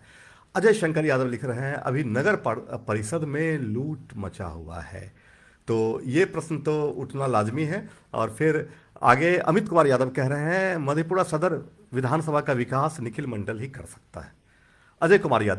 अजय शंकर यादव फिर से लिखते हैं, बिहार के किसी भी ऑफिस में बिना घूस का कोई काम नहीं होता है। विनय कुमार पटेल लिख रहे हैं, निखिल मंडल जी बहुत बढ़िया है। तो बात वही आ जाती है कि विकास, एक टोटल जो विकास है क्षेत्र का, वो विकास किसी एक आदमी के जिम्मे है नहीं। वो विधायक अगर हैं तो सांसद भी हैं, जो एमएलसी इलाके के हैं उनके हिस्से में भी विकास है, विकास प्रशासनिक अधिकारी के भी हिस्से में है, विकास सरकार के राज्य में जो बैठे हैं मुखिया और मंत्रिमंडल उनके हिस्से में विकास है। तो फिर ये जो कमियां हैं, तो इन कमियों का ठीकरा क्या सिर्फ जो अपोजिट साइड के विधायक हैं उन पर ही फोड़ा जाएगा, या फिर ये एक ज्वाइंट रिस्पॉन्सिबिलिटी इसमें ली जानी चाहिए? नहीं नहीं, मैं बिल्कुल ही विपक्ष के, मैंने ये कहा कि जो विपक्ष में जो भी विधायक होते हैं तो वो एक तकिया कलाम यूज करते हैं कि हम विपक्ष में हैं इसलिए हमारी कोई भूमिका नहीं है। लेकिन मेरा मानना है कि आप भी जीते हैं क्षेत्र के विकास के लिए, जी, चाहे वो किसी भी दल से जीता हुआ व्यक्ति हो, या छोड़ दीजिए एक निर्दलीय विधायक पे हम बात करते हैं, वो तो ना सरकार के साथ है ना विरोधी में है, वो तो निर्दलीय है। वो भी अगर जीतता है तो वो तो उस अपने जो 3 लाख जो वोटर्स हैं उसके विकास, वो कैसे बेहतर जीवन जी सके, उसको मूलभूत सुविधा कैसे मिल सके, उसी की समस्या को लेकर के वो क्या करेंगे। वो सरकार के पार्ट नहीं है, लेकिन वो भी मुख्यमंत्री तक जाएंगे, वो भी विभागीय मंत्री तक जाएंगे और वहां जाकर के चीजों को रखेंगे और तब काम कराएंगे। तो मेरा कहना यह है कि आप इस सिर्फ एक छोटा सा लाइन लेकर के आप इससे हट नहीं सकते अपनी जिम्मेदारी से। एक ये कलेक्टिव रिस्पॉन्सिबिलिटी है, चाहे आप पक्ष में हो, विपक्ष में हो, और विधायक हो या हम वोटर हों। अगर मैं वोट देता हूं तो मेरा अधिकार है कि मैं पूछूं कि आखिर ये समस्या लगातार है तो आखिर क्यों नहीं हो रहा है। चाहे वो जेडीयू के जनता दल यूनाइटेड दल से कोई जीता हुआ प्रतिनिधित्व कर रहा हो, या राजद से, कांग्रेस से, या किसी भी दल से, ये हमारा अधिकार है। और मुझे लगता है कि आप जब खुल के स्पष्ट रूप से अपने किसी भी प्रतिनिधि को पूछेंगे, सवाल पूछेंगे, तो निश्चित रूप से कहीं ना कहीं, ठीक है एक बार हो सकता है आपके सवाल को टाल दिया जाए, लेकिन जी। आप बार बार अगर चीजों को रखेंगे तो निश्चित रूप से कोई भी व्यक्ति दोबारा, क्योंकि किसी भी व्यक्ति, कोई भी विधायक हो या एमपी को, उनको मालूम होता है कि 5 साल बाद फिर मुझे जनता के ही दरबार में जाना है। बिल्कुल। तो आप अगर 5 साल तक किसी का बात नहीं सुन रहे हैं, काम नहीं कर रहे हैं, तो निश्चित रूप से आप किस मुंह से जाइएगा फिर से चुनाव में। तो जी। और कोई हारने के लिए चुनाव नहीं लड़ता है, या बिल्कुल। कोई ये, बिल्कुल। कोई भी ऐसा विधायक नहीं होगा चाहे वो किसी भी दल का हो कि हाँ 5 साल हो गया, अब मैं हार भी जाऊं तो कुछ मुझे दिक्कत नहीं। इस मेंटालिटी का मैंने अपने जीवन में 20 साल के जो राजनीतिक जीवन है, मैंने ऐसे किसी भी विधायक को नहीं देखा। तो निश्चित रूप से जब आप जीतना चाहते हैं, जनता का विश्वास दोबारा प्राप्त करना चाहते हैं, तो आप काम करेंगे। मुझे लगता है कि हम तमाम वोटर्स को भी चाहिए कि बिल्कुल मुखरता से अपने चीज़ों को रखनी चाहिए। कहाँ कमियां हैं, अरे क्या है, हाँ या ना होगा, लेकिन बात रखने में क्या समस्या है, कम से जी। कम पता तो चले कि हाँ क्या समस्या है, किस समस्या को लेके जनता अगर आपसे नाराज है तो किस समस्या की वजह से जनता नाराज है। मुझे लगता है कई बार कम्युनिकेशन गैप आप कह सकते हैं कि चीज़ें, मान लीजिए कि मेरा गांव मुढ़ो है, कोई जरूरी नहीं है कि मैं बगल के ही मानिकपुर की बात करूं, कोई जरूरी नहीं है कि मैं छोटे से छोटे समस्या को बिल्कुल 100% वहां जान रहा हूं कि वहां क्या क्या है। जी। अगर वहां के कोई व्यक्ति से मेरी बात होगी और वो अगर खुले तौर पे मुझे बताएंगे, तभी जी। ना मुझे जानकारी होगी। बिल्कुल। तो मुझे लगता है कि हम वोटर्स को भी अपनी बात को कहनी चाहिए कि जी। क्या समस्या है, और जी। सामाजिक रूप से, जी। या फिर कहिए कि जो सार्वजनिक काम है, निश्चित रूप से हम जितने भी विधायक हों, एमपी हों, जो भी प्रतिनिधित्व कर रहे हों, चाहे जी। वार्ड काउंसलर हों या चेयरमैन हो, सभी को वो निभाने की जरूरत है। और हम जब लगातार पूछेंगे सवाल, तो जी। उनको करना ही होगा। मैं 2-3 छोटे छोटे टिप्पणी मैं देना चाहूंगा बिल्कुल। आपके जो बिल्कुल। कमेंट बिल्कुल। बॉक्स हाँ, में। बिल्कुल। बिल्कुल। बिल्कुल। माफी चाहिए मुझे, मैं नाम तो भूल रहा हूं, जी। लेकिन जो आपने आरक्षण पे सवाल उठाया, जी। और देखिए जहां तक मंडल कमीशन की आप बात कह रहे हैं या आरक्षण की बात कर रहे हैं, ये स्पष्ट है कि आरक्षण एक संवैधानिक अधिकार है। उस अधिकार को कोई नहीं छीन सकता है। ये एक परसेप्शन गेम हो सकता है, जी। लेकिन कोई नहीं छीन सकता है, ये तय मानिए। और जब छीनने की बारी आएगी तो ऐसा नहीं है कि कोई भी व्यक्ति आज की डेट में, आज तो ऐसा है कि 1 मिनट में कोई भी इंफॉर्मेशन जो है वर्ल्ड वाइड स्प्रेड हो जाता है। जी। हम जब स्कूल टाइम में थे तो हमें कोई चीज़ जानकारी लेने के लिए बहुत कठिनाई होती थी। आज के जनरेशन के पास तो इतनी अच्छी सुविधा है, हम मोबाइल पे ही रहते हैं, मोबाइल से आप नेट से बिल्कुल। वो यूज़ बिल्कुल। करते हैं, तो ऐसी बिल्कुल। कोई बात नहीं है। देखिए कई बार क्या होता है, ऐसे चीज़ों को ज़्यादा फैला, नेगेटिव नैरेटिव को ना जल्दी सेट कर बिल्कुल। दिया जाता बिल्कुल। है। बिल्कुल। तो आप निश्चिंत रहें कि संविधान से कोई छेड़छाड़ नहीं कर सकता है। जी। ये मैं जरूर आपको कहना चाहूंगा। दूसरा, मुझे लगता है गुलजार जी ने जो बात कहा, जी। तो जब आप चुनाव के मैदान में जाते हैं, या आप ऐसे कहें कि जब आप गाड़ी चला रहे होते हैं, तो जी। 3 बत्ती होती है, एक लाल, एक पीला, एक हरा। जी। आपको वो जीवन में कोई सड़क नहीं ट्रैफिक मिलेगा, पर, हाँ जहाँ ट्रैफिक पे, चौराहे पर। जी। जीवन में कोई सड़क नहीं मिलेगा जिसमें तीनों बत्ती हरी होगी। तो आपको जीवन में तीनों को पार करके ही जाना होता है। तो जी। वो समस्या जब आप चुनाव में जाएंगे, राजनीतिक जीवन में जाएंगे, वो दल की बात हो या विपक्ष की बात हो, तो वो समस्या को लोग समझते हुए ही चुनाव में जाते हैं और उसी के आधार को, उसको भेदते हुए ही जीतते हैं। निश्चित रूप से जो 2020 के चुनाव को संबंधित ये बात कह रहे थे गुलजार जी, जी। तो वो एक अनुभव है मेरा, और वो अनुभव के आधार पे मैं जी। अगला, उनका उनका कहना था कि 2020 के चुनाव में आपको भीतरघात का सामना करना हाँ पड़ा निश्चित था। उसी पे कह रहा हूं मैं कि वो जो 2020 का भीतरघात की बात है, और ऐसा नहीं है कि गुलजार जी कह रहे हैं, ये पार्टी के लोग भी जानते हैं, प्रदेश के लोग भी जानते हैं, जिला के लोग भी जानते हैं कि क्या क्या हुआ था। और वो तमाम चीज़ों पे मैं दोबारा जाना नहीं चाहता हूं, लेकिन इतना जरूर कहना चाहता हूं कि आप सबक सीखते हैं। आप चाहे हारे जीते, उससे मतलब नहीं है। जब आप कोई कार्य करते हैं तो आप सीखते जरूर हैं, जीत के भी आप सीखते हैं, हार के भी सीखते हैं। तो मैंने भी सीखा है, समझा है, और मुझे समझ है आज के डेट में कि कौन सा चीज कहाँ होना चाहिए और किस तरह की इस परेशानी को दूर करनी चाहिए। तो निश्चित रूप से आप गुलजार जी इस चीज के लिए निश्चिंत रहें कि ऐसा कोई मौका हम दोबारा नहीं देने वाले हैं। वैसे वैसे हमारा जहाँ तक अनुभव है कि भीतरघात जो है वो हर पार्टी हाँ, में, निश्चित रूप से। क्योंकि हाँ, एक महत्वाकांक्षा वाली बात होती है और हर कोई चाहता है कि हमें, खास करके जो पहले से, जो किसी भी दल में पहले से जो जमे हुए हैं, अगर कोई किसी दूसरे को अगर टिकट टिकट की उम्मीद तो लगाए रहते हैं बहुत सारे लोग, और उन्हें अगर टिकट नहीं मिलती है, किसी दूसरे को टिकट मिल जाती है, तो वो चाहते हैं कि वो कैंडिडेट, कभी कभी ऐसा भी देखा गया है, लोगों का आरोप है कि वो कैंडिडेट हार जाए जिन्हें टिकट मिली है, हमारे ही पार्टी के हो, ताकि अगली बार ये कहने को हो सके कि वो कैंडिडेट सही नहीं था, आपने गलत आदमी को दिया, इस बार हमें दे। उसे ये भी लगता है कि अगर ये इस बार जीत गया तो हो सकता है कि अगले बार भी टिकट इसी को मिले और फिर ये जीत जाए। तो ऐसी भी कुछ जो है एक पॉलिटिकल जो इस एनालिसिस होती है। इस पे मैं जी एक चीज बस कहना जी चाहूंगा। जैसे ठीक है, कुछ व्यक्ति जो कई बार हो सकता है अपनी विचारधारा के आधार पे जी दल अलग अलग बदल लेते हूं, तो मैं उन पर तो कुछ नहीं कह सकता। लेकिन जब मैं अपनी बात करूंगा तो मैं 20 साल से जनता दल यूनाइटेड का कार्यकर्ता हूं और लगातार नीतीश कुमार जी के नेतृत्व को मानते हुए जितने भी कार्य होते हैं या फिर सामाजिक या राजनीतिक, उसके आधार पे मैं कार्य करता हूं। मैं कहना ये चाहता हूं कि अगर मुझे पता है कि मेरे नेता नीतीश कुमार हैं, मेरी पार्टी जेडीयू है और पार्टी को मां कहा जाता है, तो पहले तो आप वो धोखा नहीं देंगे। और दूसरी बात है कि अगर आप पार्टी को ही कमजोर कर देंगे तो फिर हमारी क्या पहचान। अरे नीतीश जी हैं, अगर बिल्कुल मैं एक बिल्कुल। जेडीयू के कार्यकर्ता के तौर पे बोलूं तो नीतीश कुमार जी हैं तभी जदयू है, और जदयू है तभी निखिल मंडल है। बिल्कुल तो वैसे लोग को ये समझने की जरूरत है, और ये सत्य है कि कोई ये जेडीयू की बात नहीं है, कोई भी दल जो है उसमें भीतरघात की भूमिका चुनाव में दिखती ही है, कहीं पे अधिक कहीं पे कम।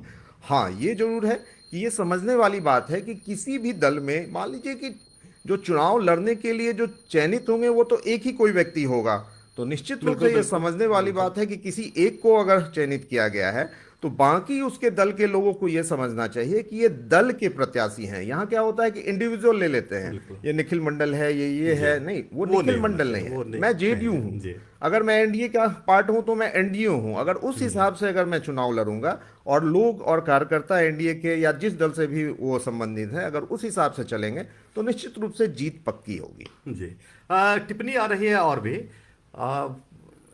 विनय कुमार पटेल लिख रहे हैं, निखिल मंडल जी बहुत बढ़िया हैं।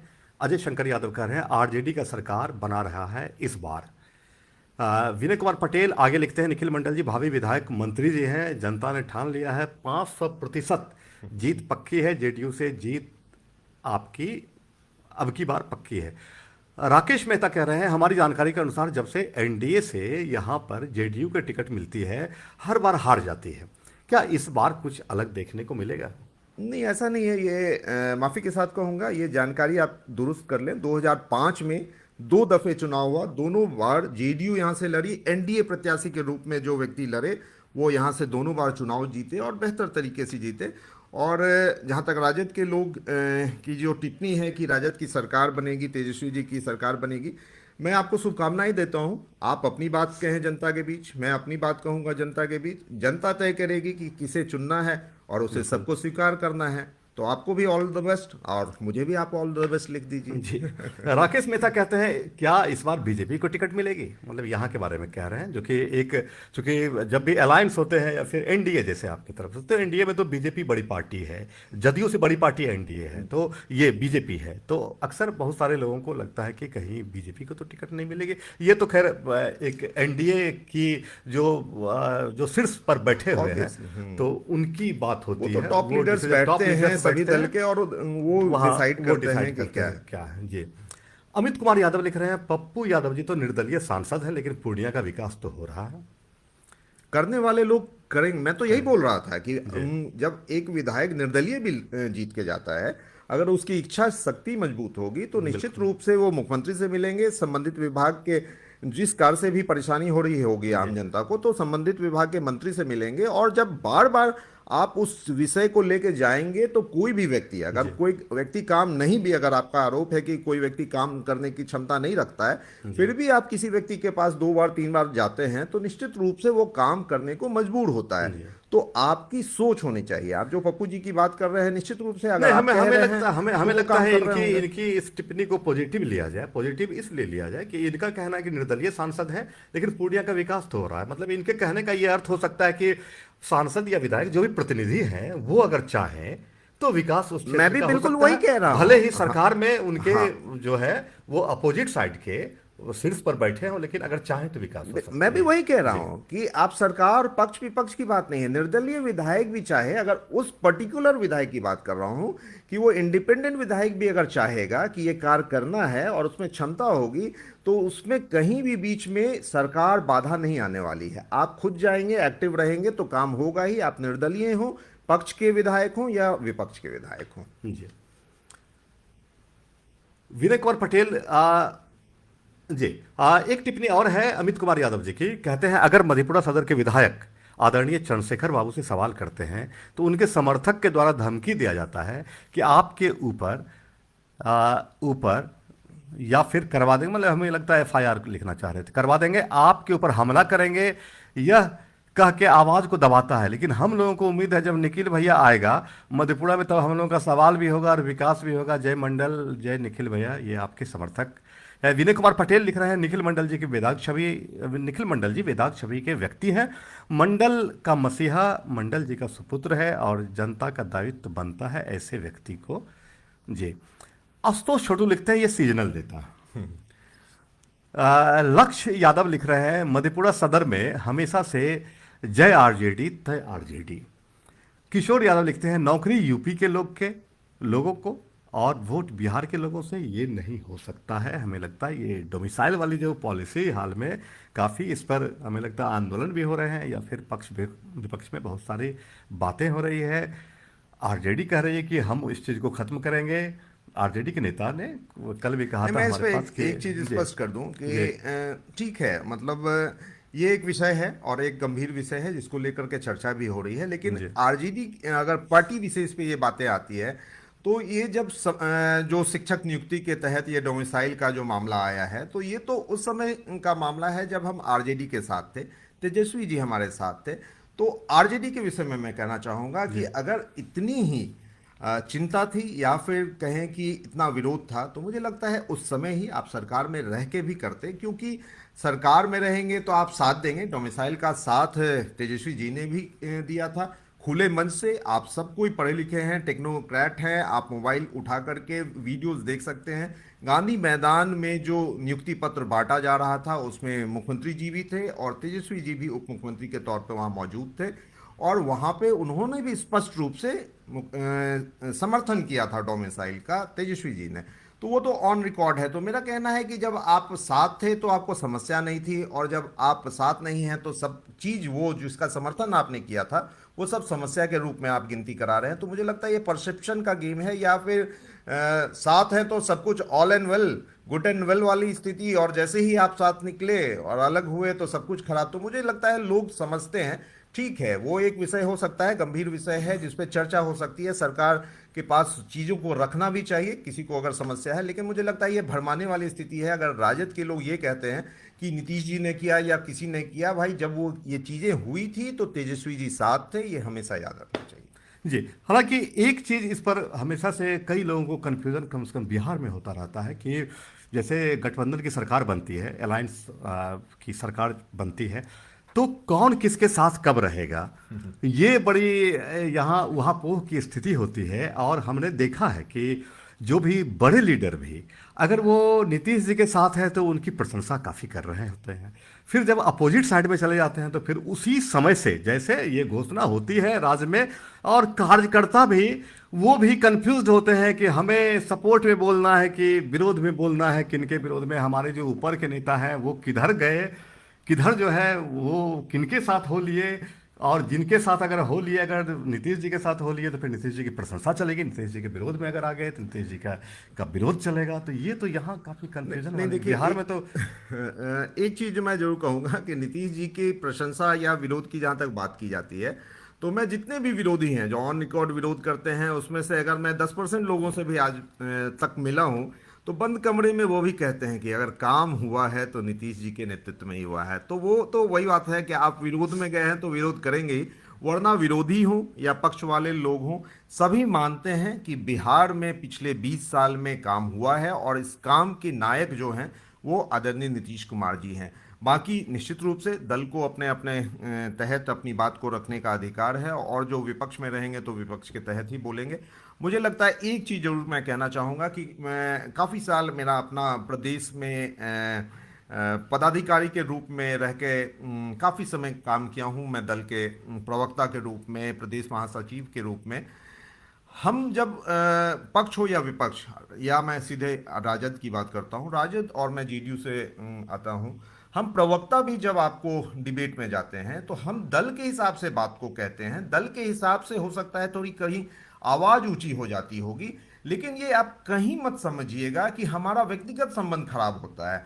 चाहे वो दल कोई भी हो, पक्ष हो या विपक्ष हो, हमेशा संबंध अच्छा होता है हम सबका। और ये मैं जरूर आपसे कहना चाहूंगा कि राजनीति संभावनाओं का खेल अगर आप मानते हैं, और आप खुद अगर ये कह रहे हैं, अगर सवाल ये आ रहा है कि नीतीश जी कभी गठबंधन के, महागठबंधन के साथ रहे या एनडीए के साथ, तो मेरा कहना है कि ठीक है, राजनीतिक रूप से आप वोट, आपने, आपका चॉइस है कि आप किस गठबंधन को पसंद करते हैं, या मुख्यमंत्री जी के रूप में अगर नीतीश जी को पसंद करते हैं तो आप वोट करें या ना करें।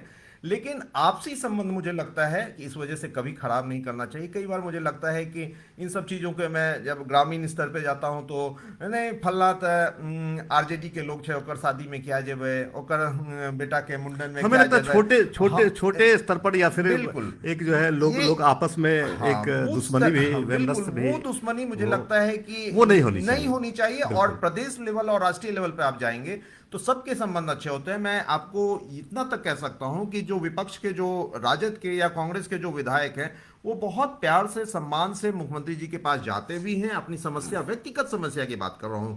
निश्चित रूप से जब वो आप विधायक हैं तो आप सरकार से जुड़े हुए समस्या या विधानसभा से समस्या को लेकर के आप जाएंगे ही, लेकिन जब व्यक्तिगत समस्या भी होती है तो मुख्यमंत्री जी के पास वो जाते हैं, तो उनके कार्य होते हैं।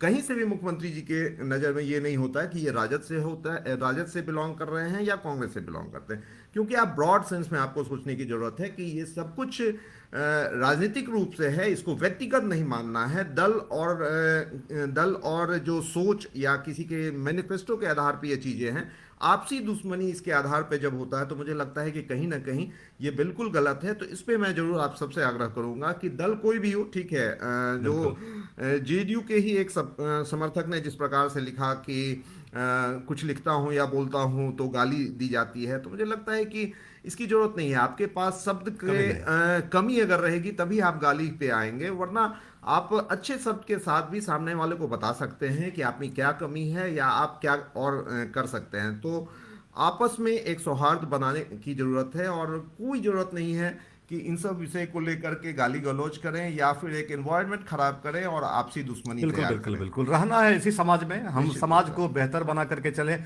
एक पॉलिटिकल जो स्टैंड है वो हर एक व्यक्ति का अलग अलग हो सकता है। आप निश्चित रूप से आपको जो कैंडिडेट अच्छा लगता हो या जो पार्टी अच्छी लगती हो, उस पार्टी के समर्थन में आप रहिए, लेकिन उस पार्टी के समर्थन में जो है वो आपसी जो एक वातावरण है वो खराब नहीं होनी चाहिए। उसमें वोट डालिए, वोट में अपनी ताकत जाकर के दिखा बिल्कुल, दीजिए। निश्चित रूप से आपको आपके पास पसंद तो नहीं है हथियार तो है, आप आपके पास, वोट हाँ, अपने आपके पास हिसाब से तो डालिए। जी, आपके पास तो बड़ा हथियार है कि आप वोट में हरा दीजिए। जो जिन्हें पसंद नहीं करते हैं आप जाइए उनके अगेंस्ट में वोट डालिए, जिन्हें पसंद करते हैं उनके पक्ष में डालिए। विनय कुमार पटेल जी की टिप्पणी है, भागलपुर के जैसा टाउन बनाने के लिए जेडीयू से निखिल मंडल जी को विधायक या सांसद बनना चाहिए। लक्ष्य यादव लिखते हैं, लक्ष्य यादव जी लिखते हैं, रोहिणी आचार्य यादव का रिसेंट पोस्ट पढ़े, मजा आएगा कुर्सी कुमार का। विवेक बिट्टू जी लिखते हैं, अभी नामुमकिन है विधायक बनना आपको निखिल बाबू। राकेश राज की टिप्पणी है, जिस तरह निखिल मंडल जी बड़े भैया मुस्कुरा रहे हैं, इस तरह मधेपुरा विधानसभा भी जरूर मुस्कुराएगा अब की बार। जो समर्थन और विरोध में तो ये तो टिप्पणियां होती हैं, लोग होने भी चाहिए, दोनों भी, पक्ष और विपक्ष दोनों होने चाहिए। और हम तो कहते हैं विपक्ष का भी मजबूत होना चाहिए। निश्चित रूप से। सरकार तो मजबूत बने ही, लेकिन विपक्ष भी मैं मजबूत एक बने। लाइन बस जोड़ दूं इस जी, चीज पे। आप जो कह रहे हैं कि विपक्ष मजबूत होना चाहिए, तो मैं खुद सोशल मीडिया पे काफी समय देता हूं। और निश्चित रूप से कई बार लोग इस आरोप भी लगाते हैं कि जमीन पे ना रह के आप सोशल मीडिया पे अधिक रहते हैं, तो मैं टिप्पणियां पढ़ा करता हूं, तो जो भी विरोध में जो भी शब्द का प्रयोग करके लिखते हैं, तो मैं उन लोगों से कहना चाहूंगा कि आपकी जो टिप्पणी होती है, जो मेरे विरोध में आप लिखते हैं, वही मैं कहिए कि जो ज्यादा अपने, गंभीरता से हाँ, देखता हूँ। गंभीरता से लेता हूँ। और मुझे लगता है कि हाँ, अभी भी बहुत कुछ करना बाकी है, और आप लोग लिखते जाते हैं और उस हिसाब से मैं अपना मेहनत बढ़ाते जाता हूँ। तो मुझे लगता है लिखते जाइए, कमियां निकालते जाइए, एक दिन ऐसा आएगा कि कमियां शायद खत्म हो जाएगी, और आपके नज़र में भी निखिल मंडल बेहतर होगा, और आप भी मुझे पसंद करेंगे, और आप भी शायद तारीफ लिख देंगे।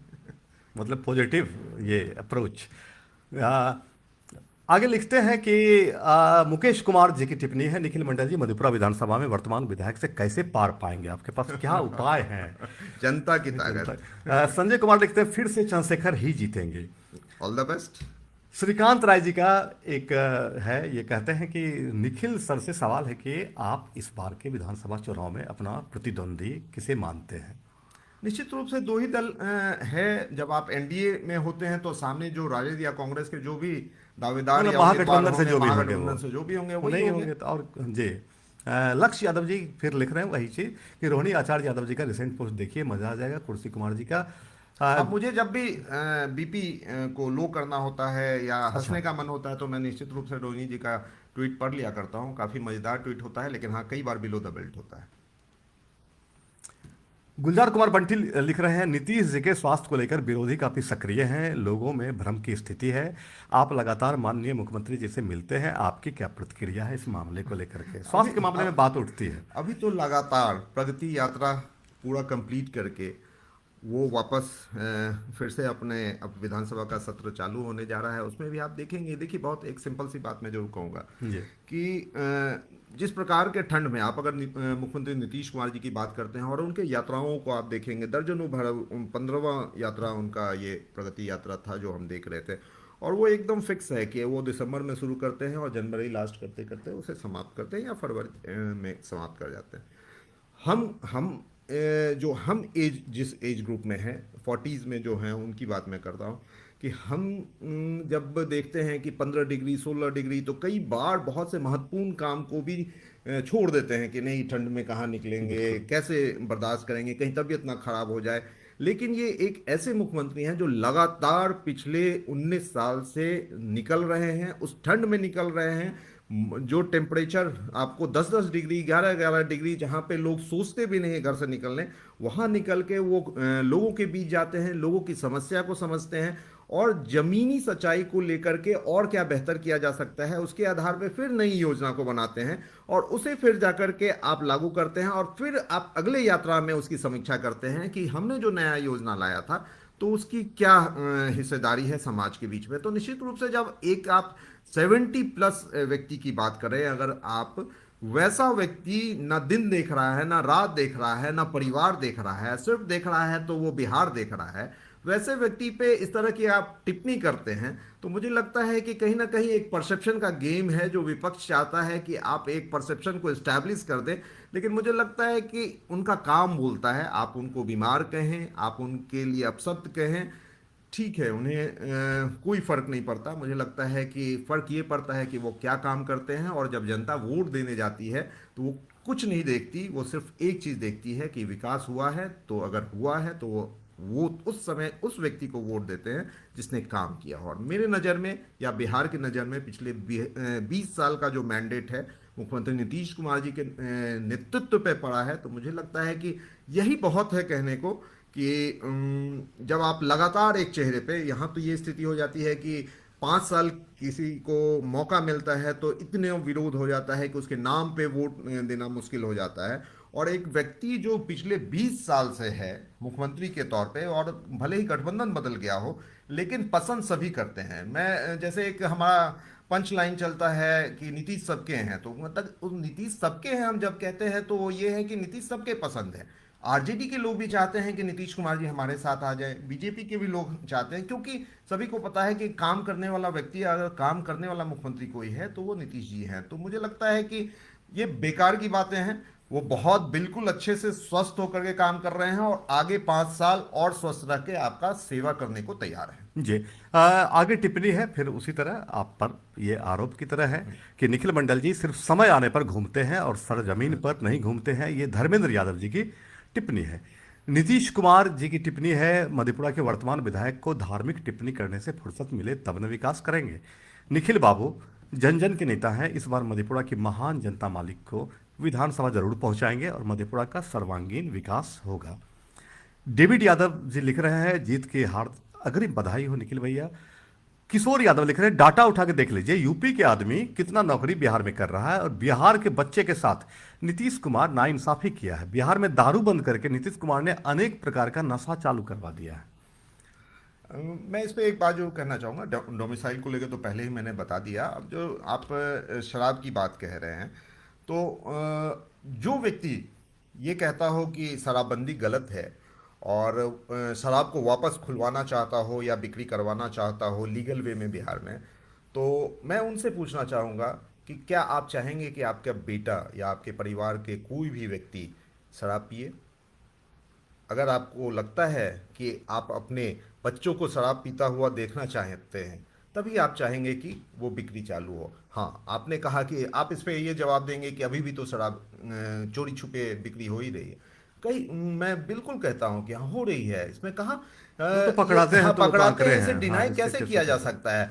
जो आप चोरी छिपे बेच रहे हैं, पकड़ा भी रहे हैं, लोग सलाखों के पीछे जा भी रहे हैं, लेकिन मैं इतना जरूर मानता हूं कि इस तरह की जितनी भी चीजें हैं जो गलत संगति या कहे कि नशे की बात है, वो तब खत्म हो सकता है जब सामाजिक रूप से हम सब एकजुट होकर के, क्योंकि देखिए शराब बेचने वाले भी समाज के बीच के ही लोग हैं, जी। कोई वो बाहर के नहीं है, वो हमारे पड़ोस के ही हैं, कोई गांव के ही हैं।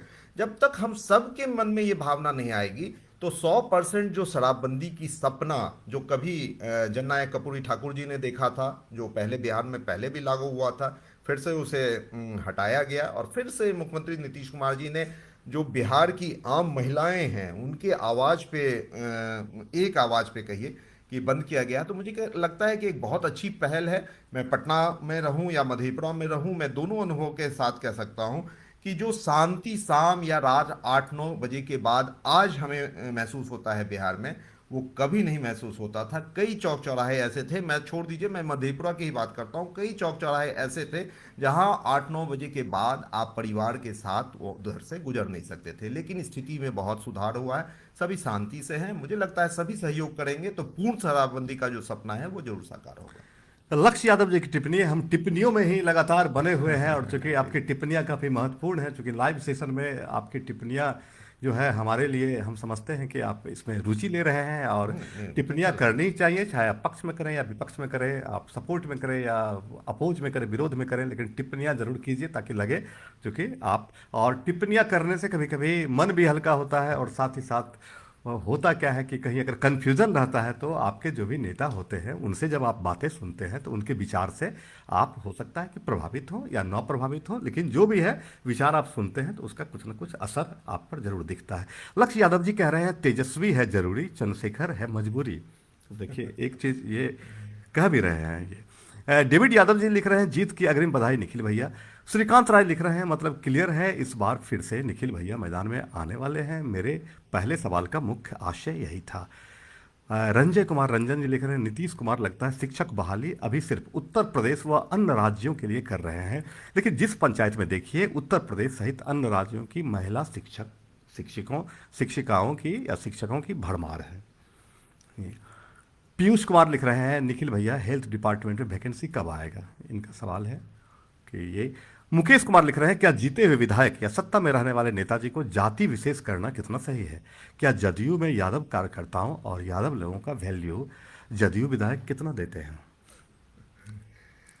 ये एक सवाल। और हमें लगता है कि आज भी एक बात उठी है, जो हमारे सिंहेश्वर के विधायक हैं उनकी टिप्पणियां आई और वो तो एक बात करीब करीब तय ही होती है राजनीति में कि अगर आप विपक्ष में हैं और जो राज्य में जो सत्ता पर बैठे हुए अगर दूसरी पार्टी के हैं, तो एक धर्म बन जाता है, एक कर्म भी बन जाता है कि हम विरोध करें ही करें सत्ता में। और काफ़ी इस पर कई सारी चर्चाएं हुई हैं, यहाँ तक कि एक मजाक मजाक में ये भी हुआ था कि कांग्रेस उस समय में जो है वो लालू जी की एक जो है वो हंसाने के लिए उन्होंने कहा था कि कांग्रेस उस समय सत्ता में थी और वो जो है जनसंख्या नियंत्रण वाली बात कर रही थी, तो इसलिए तो ये बातें चलती रहती है। लेकिन आज भी जो है सिंहेश्वर विधायक ने आरोप लगाया सरकार पर और प्रशासन पर, तो ये एक विरोध किया और यहाँ तक कि उन्होंने एक जाति विशेष को लेकर के भी उन्होंने कहा कि इस जाति को जो है जिनकी संख्या सबसे ज़्यादा है मधेपुरा में, जिनके नाम से मधेपुरा जाना जाता है और रोम से जिनकी जो जाति विशेष को लेकर के रोम से तुलना की जाती है, उनको जो है उनकी भागीदारी कई सारे क्षेत्रों में नहीं हो पा रही है और ये वर्तमान सरकार और वर्तमान प्रशासन की वजह से उन्होंने। देखिए, मैं एक चीज़ जरूर मानूंगा, मैंने जो देखा है, आप में अगर योग्यता है ना, तो कहीं कोई रुकावट नहीं होने वाली है। और इतनी पारदर्शिता है आज के डेट में, मुझे लगता है जितने लोग अभी कमेंट बॉक्स में लिख रहे हैं, सभी इतने पढ़े लिखे हैं, सब कुछ जानकर। आज मैं पटना हाई कोर्ट में वकील भी रहा हूं और उस हिसाब से अब मैं पिछले कई साल से मैं प्रैक्टिस नहीं कर रहा हूं। लेकिन मैं एक छोटे एग्जांपल के तौर पे बता रहा हूं कि जब वो फाइल वाला सिस्टम था, तो कई बार होता था कि चलिए ये मेरे अपने आदमी हैं, कुछ हैं, तो फाइल पहले उठा के देख लिया जाता था। इस तरह का प्रावधान हो सकता था या किया जा सकता था। लेकिन जैसे ही कंप्यूटराइज हुआ, नंबर सिस्टम आया, जी। तो आप चाह के भी कुछ नहीं कर सकते। आपको पता है कि 3 नंबर का मेरा अगर केस है, तो कोई भी व्यक्ति छठे नंबर का केस को पहले नहीं ला सकता ऊपर, उसके फाइल प्रोसेसिंग को आगे नहीं बढ़ा सकता। तो ये मैं एग्जाम्पल के तौर पे बोला कि ऐसा कुछ भी नहीं है। आप एग्जाम देते हैं, एग्जाम में नंबर का आप एक आधार है कि मान लीजिए 100 नंबर पे आप पास होंगे, तो अगर 99 आएगा, वो किसी जाति धर्म का होगा, तो निश्चित रूप से वो चयनित नहीं होगा। ये कहीं से भी ये बातें आती है, तो ये एक फैलाने वाली, एक नेगेटिव नैरेटिव फैलाने वाली बात है। एकदम आज के डेट में कंप्यूटराइज चीज़ें हैं, पारदर्शिता के साथ चीज़ें हैं। और कई बार मैं ये भी मानता हूँ, कई बार गलतियां होती है। कई बार बिहार में कई बार आपने देखा है कि क्वेश्चन पेपर लीक की जो बातें आती है, तो ऐसा थोड़ी है कि वो क्वेश्चन पेपर लीक होता है या पता चल जाता है तो वहाँ पे कार्रवाई नहीं होती है या एग्जामिनेशन को रद्द नहीं किया जाता है, फिर से री एग्जामिनेशन होता है और फिर एग्जामिनेशन के साथ फिर रिजल्ट आता है। तो किसी धर्म और जाति के आधार पर मुझे लगता है इसे बांधना उपयुक्त नहीं कहा जा सकता है। इससे पहले एक और टिप्पणी आई थी धर्म के आधार पे जो बात, मैं बस इतना ही कहना चाहूँगा कि ये कोई जरूरी नहीं है कि आप धर्म में जितनी चीज़ें हैं उसे आप माने या नहीं माने, वो आपका व्यक्तिगत चॉइस हो सकता है। लेकिन मुझे लगता है कोई अगर आस्था के तहत किसी चीज़ को मान रहा है, तो उसे अनादर करना, वो भी सार्वजनिक रूप से, वो मैं बेहतर नहीं मानता हूँ। मुझे लगता है ठीक है, बहुत से लोग हैं जो भगवान मानते हैं, बहुत से लोग हैं जो भगवान नहीं भी मानते हैं। मैं अगर अपने घर में अपनी माँ और अपनी वाइफ या बच्चों को देखता हूँ पूजा करने, हो सकता है अगर मैं पूजा नहीं भी करूँ तो मैं डिसरिस्पेक्ट नहीं करता हूँ। तो कहने का मतलब है कि आप भले अगर नहीं मानते हो तो आज़ादी। आज़ादी है आपको, आप नहीं मानिए। और कहा भी जाता है मानो तो देव नहीं तो पत्थर, तो आप अगर पत्थर मानते हैं तो पत्थर मानिए, लेकिन जो देव मान रहे हैं उनका अनादर नहीं कीजिए। मैं बस इतना ही कह के आग्रह करता हूँ। जी। आ, रंजय कुमार रंजन जी लिख रहे हैं, शिक्षित बेरोजगार इस बार नीतीश कुमार को अन्य राज्यों में वोट मांगने कहेंगे। देखिए, डोमिसाइल से खास करके काफ़ी हमें लगता है कि आहत हैं बहुत सारे छात्र, खास करके जो कम्पिटिटिव एग्जामिनेशन के मैदान में हैं नहीं, और निश्चित उनके रूप से। असफलता जब हाथ लगती है तो वहाँ पर निराशा होती है। उन्हें लगता है कि उनका सीट कोई अदर स्टेट लेकर के चला गया। हालांकि ये तो स्टेट पॉलिसी है, स्टेट जो भी गवर्नमेंट है वो पॉलिसी क्या बनाती है, उनके पॉलिसी मेकर्स जब बैठते हैं तो वहाँ एक पढ़े लिखे विद्वान लोग भी होते हैं जो कि वो तय करते हैं कि राज्य के विकास के लिए क्या एक उचित है, चीज मैं क्या। जरूर कहना जी। चाहूंगा, रोजगार निश्चित रूप से कमेंट बॉक्स में जो यंग जनरेशन होगा, हम भी जब 12th और ग्रेजुएशन कर रहे थे तो हमेशा ये समझ में समझाने की कोशिश करते थे कि क्या करना है क्या नहीं करना है। तो मतलब कहने के रोजगार के प्रति सभी चिंतित होते हैं। हम भी जब बिल्कुल अपने बिल्कुल। उस टाइम में थे, तो आप निश्चित रूप से, आप अगर आपकी जो चिंता है वो आप वाजिब चिंता है। जी। लेकिन मैं इतना जरूर कह सकता हूं कि ये वो सरकार है, और मैं कोई जेडीयू के तहत नहीं बोल रहा हूं या मैं झूठी बात नहीं कह सकता हूं, ऑन रिकॉर्ड चीजें होती है, आप चेक कर सकते हैं कि इस सरकार ने एक वादा किया था 20 लाख रोजगार की, मतलब 20 लाख नौकरी प्लस रोजगार, 10 लाख नौकरी और 10 लाख रोजगार, 7 निश्चय पॉलिसी के तहत जो हम 2020 के चुनाव में गए थे, वो रिटर्न है। मतलब वो कोई ऐसा नहीं है, वो रिटर्न है, जो मैंने पहले भी फेसबुक पे साझा भी किया है। और उसके तहत नौकरियां दी जा रही है और वो 20 लाख का आंकड़ा भी क्रॉस कर चुका है। और मैं दावे के साथ कह सकता हूं, आप तमाम जो भी रोजगार के लिए चिंतित हैं, कि बिहार एक ऐसा स्टेट है, ऐसा प्रदेश है आज के डेट में, जो देश के किसी भी प्रदेश से अगर आप तुलना की करेंगे तो 5 साल में जो दर होगा, परसेंटेज होगा जो नौकरी देने का, उसमें हम टॉप पे होंगे। आप मानिए मेरी बात, आप पढ़े लिखे हैं, आप यू कैन चेक इट, आप सिंपली आप चेक कर लीजिए कि क्या स्थिति है। हाँ, निश्चित रूप से बिहार एक कम संसाधन वाला राज्य रहा है, राजस्व की हमेशा हमें कमी रही है, लेकिन वो भी कमी अब जो आप जैसे लास्ट अभी बजट जो पास हुआ, आपने देखा भी कि विपक्ष के लोगों ने यहां तक आरोप लगा दिया कि ये पूरा का पूरा बजट बिहार सेंट्रिक बजट था, बहुत सारी चीजें दी गई। तो मुझे लगता है कि जो हम बार बार डबल इंजन की सरकार कहते हैं, तो जब आप केंद्र में और बिहार में एक सरकार होती है तो थोड़ा और सुलभ हो जाता है। तो मुझे लगता है कि बहुत से समस्या और बहुत से एम्प्लॉयमेंट के चांसेस अभी और आने वाले हैं। जी, विवेक बिट्टू जी की टिप्पणी है, कम से कम निखिल बाबू आपका सरकार सकता है सदर हॉस्पिटल मधेपुरा में गायनी डिपार्टमेंट में गरीब आदमी को बहुत परेशानी हो रही है, ना तो डॉक्टर रिस्पॉन्स लेते हैं ना कर्मचारी। माननीय नीतीश कुमार को रात में ब्लड का अगर जरूरी पड़ जाए तो आम आदमी को नहीं हो पाएगा। ऐसे में पेशेंट मर जाता है, संज्ञान में लिया जाए उस मुद्दा को। ये तो स्वास्थ्य से संबंधित, और हमें नहीं नहीं, लगता है निश्चित कि रूप में मैं एक चीज इसमें जोड़ दूंगा। आप कई बार हम ये चिंताबाजी हाँ नहीं है, नहीं, ये वही चिंताबाजी कई है। बार इस तरह की समस्या से अवगत होते भी हैं। और मैं आपको कह दूं कि अभी मुझे लगता है सप्ताह दिन पहले ही जो हमारे प्रभारी मंत्री हैं आदरणीय श्री श्रवण कुमार जी, वो आए हुए थे, तो तमाम जदयू के लोगों ने ये विषय को रखा भी था। तो उन्होंने मेडिकल कॉलेज और अस्पताल जो है हमारा, वहाँ औचक निरीक्षण किया, वो तमाम चीज़ें वहाँ पे बताई गई और समस्या का निदान हो इसके लिए भी प्रयास किया गया। मुझे लगता है कि चीज़ें है, ऐसा नहीं है कि बिल्कुल ही चीज़ें को नेग्लेक्ट करके सरकार या कोई व्यक्ति चल रहा है। हम लगातार प्रयास कर रहे हैं और आप इस तरह की टिप्पणी लगातार लिखते रहेंगे तो निश्चित रूप से नहीं, अवगत जी, नहीं नहीं अवगत बिल्कुल, होते रहेंगे बिल्कुल, हम। बिल्कुल, और जब बिल्कुल। आप अवगत होंगे तो कहीं ना कहीं, मैं बहुत बड़ा नेता नहीं हूं, किसी पद पे नहीं हूं, तो इतना जरूर कोशिश कर सकता हूं कि जो चीजें हैं, जो कमियां हैं, उसे लेकर के सरकार को, संबंधित विभाग के मंत्री को या जो कंसर्न व्यक्ति है, मतलब जो जहां उससे तक आपकी पहुंच है वहां ठीक, पहुंचाए। वो मैं जी। करता भी हूं और कोशिश करते करते आप सफल हो ही जाते हैं। मुझे लगता है देखिए, कि एक एक चीज तो वो शिक्षा और स्वास्थ्य दो के मुद्दे पर कम से कम आम जनता भी ये सरकार से हमेशा से उम्मीद रखती है कि सरकारी विभाग में, मतलब सरकारी तौर पर जो है जितने भी हॉस्पिटल हैं वो इतने उन्नत हो कि प्राइवेट ना जाना पड़े। एक जो गरीब जनता है जिनके पास पैसे हैं वो तो प्राइवेट की तरफ इस पे भागते हैं, एक लेकिन एग्जांपल मैं दे दूंगा। जी। जैसे पटना में हम बचपन से देख रहे हैं कि पीएमसीएच वो एक हॉस्पिटल था कि सबके लिए सुलभ था, गरीब हो या जिनके पास पैसे कम से कम हो, उनकी भी बहुत अच्छी तरह से इलाज अगर हुआ करता था तो वो पीएमसीएच में। आज आप देखेंगे कि वहाँ पे एक बड़ा अस्पताल, पीएमसीएच एक बड़े अस्पताल के रूप में स्टैब्लिश हो रहा है। और आपको जान के या आपकी जानकारी होगी भी कि चाइना के बाद पूरे वर्ल्ड में सेकंड नंबर पे जो बिगेस्ट हॉस्पिटल है वो पटना का पीएमसीएच होने जा रहा है। फर्स्ट पे चाइना है और सेकंड पे वो पटना का पीएमसीएच होगा।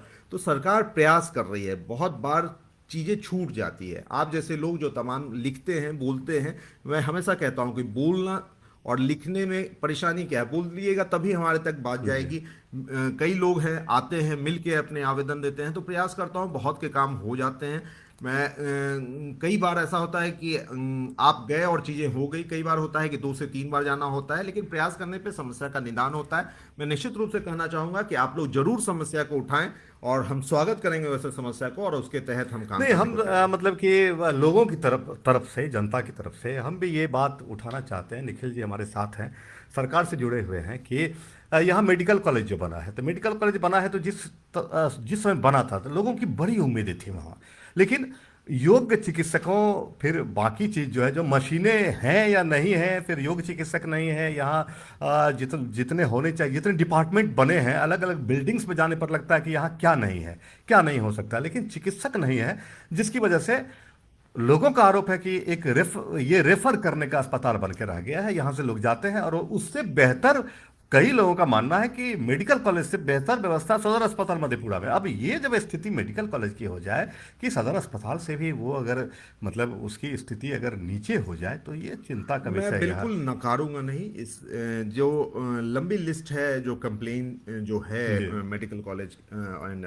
हॉस्पिटल का, उसमें ऐसी बहुत सारी समस्याएं हैं, चाहे एम्बुलेंस की कमी हो या बहुत सारे जी डॉक्टर्स जो अलग अलग डिपार्टमेंट के हैं उसमें कमी, या फिर जांच को लेकर के कई बार समस्या को सुनने में आता है बिल्कुल कि, बिल्कुल। तो ऐसा नहीं है, चीज़ें हैं और चीज़ें को सही जगह, मैंने आपको क्या बताया कि सप्ताह दिन पहले ही की बात है जी कि चीज़ों को फिर से जाके मंत्री जी ने वहाँ सारी चीज़ें की समीक्षा की कि क्या क्या बेहतर हो सकता है, और तमाम चीज़ जो लिखित रूप से मिला कि क्या क्या कमियां हैं उसको लेके जाया गया है। तो मुझे लगता है कि आने वाले दिनों में वो बेहतर होगा।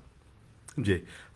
विनय कुमार पटेल जी की टिप्पणी है निखिल मंडल जी से मेरा आग्रह है कि जब आप विधायक बन जाते हैं तो सबसे पहले दो प्रमुख काम किया करेंगे। जनता आपसे जानना चाहती है सर, जनता आपको भावी विधायक मंत्री के रूप में देखना चाहती है। डॉक्टर अमरेंद्र कुमार जी की टिप्पणी है निखिल जी आपका रोड मैप क्या है। रंजय कुमार रंजन जी कहते हैं शिक्षक बहाली कुछ बोलिए निखिल बाबू। रंजय कुमार रंजन जी आगे लिखते हैं क्या यादव में योग्यता नहीं है मेंबर बनने की बाबा के मंदिर में। ये तो आप मनुवादी को बढ़ावा दे रहे हैं। अब देश संविधान से चलता है, ठीक यही एक बात चीज मैं आज भी आज उठी इस है पे ये मैं बात। एक चीज मैं बोलूंगा, फिर से मैं बोलूंगा कि ऑन रिकॉर्ड चेक कर लीजिए, ऐसी कोई स्थिति नहीं है। आप पता कर लें, पटना के हनुमान मंदिर की बात करता हूँ, उसके जो मुख्य पंडित हैं वो किस समाज से आते हैं, किस वर्ष से आते हैं, आप अगर पता कर लेंगे तो इस तरह के आरोप लगाना बंद कर देंगे। ऐसी कोई बात नहीं है। मैं फिर से कहूंगा कि वर्ग जाति कोई भी हो, योग्यता है तो आप सही जगह पे होंगे। जी। राजेश झा जी की टिप्पणी है कि माननीय आप सही कहाँ रहते हैं। अमर सिंह लिखते हैं कॉन्ग्रेचुलेशंस। हम ढेर सारी टिप्पणियों की बार आ रही है और हमारा हम लगता है कि इस समय भी हम काफ़ी 1 घंटे 10 मिनट में हम घुस गए हैं। मुकेश कुमार जी की टिप्पणी है आपको जीत मिले शुभकामनाएं हैं, लेकिन हमारे विधानसभा क्षेत्र सोनवर्षा से विधायक उम्मीदवार बदलेंगे या वही रहेंगे।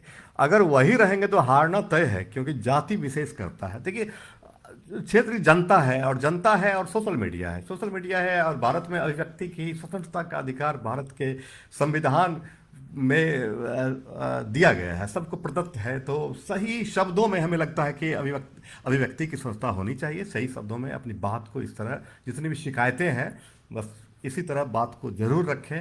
और हमें लगता है कि जब शिकायत रखेंगे तो शिकायत ऊपर तक जरूर पहुंचेगी और संभव है कि आपकी शिकायत मैं दूर भी हो। एक जी चीज बोलना जी चाहूंगा, वही कमेंट बॉक्स में जी जो लोगों का एक सवाल है कि आपकी क्या मतलब आप क्या रोड रोड मैप मैप है। जी जी करते जी हैं। ये मुझे लगता है जो सबसे प्रायोरिटी होनी चाहिए किसी भी व्यक्ति के लिए वो है शिक्षा। मैंने पहले भी कहा, स्कूल को लेकर के मैं कभी मैं संतुष्ट नहीं, नहीं रहा हूँ। टिप्पणी भी शिक्षा विभाग से जुड़े डॉक्टर अमरेंद्र कुमार है, हमें जहाँ तक याद है बीएनएमयू में किसी पद पर हैं और उनकी टिप्पणी है, इसीलिए ये शायद पूछ भी रहे हैं। हाँ नहीं, मैं तो खुद ही शिक्षा जी मैं निश्चित रूप से मैंने भी यही कहा कि मैं व्यक्तिगत अनुभव के आधार पर कहता हूँ, किसी भी परिवार में अगर एक बच्चे को आप शिक्षित करके अगर उसे वो किसी भी परीक्षा में, किसी तरह की भी परीक्षा में वो पास करके अधिकारी पदाधिकारी या योग्य व्यक्ति बन जाता है तो वो सारे अगले जनरेशन को संभाल लेता है।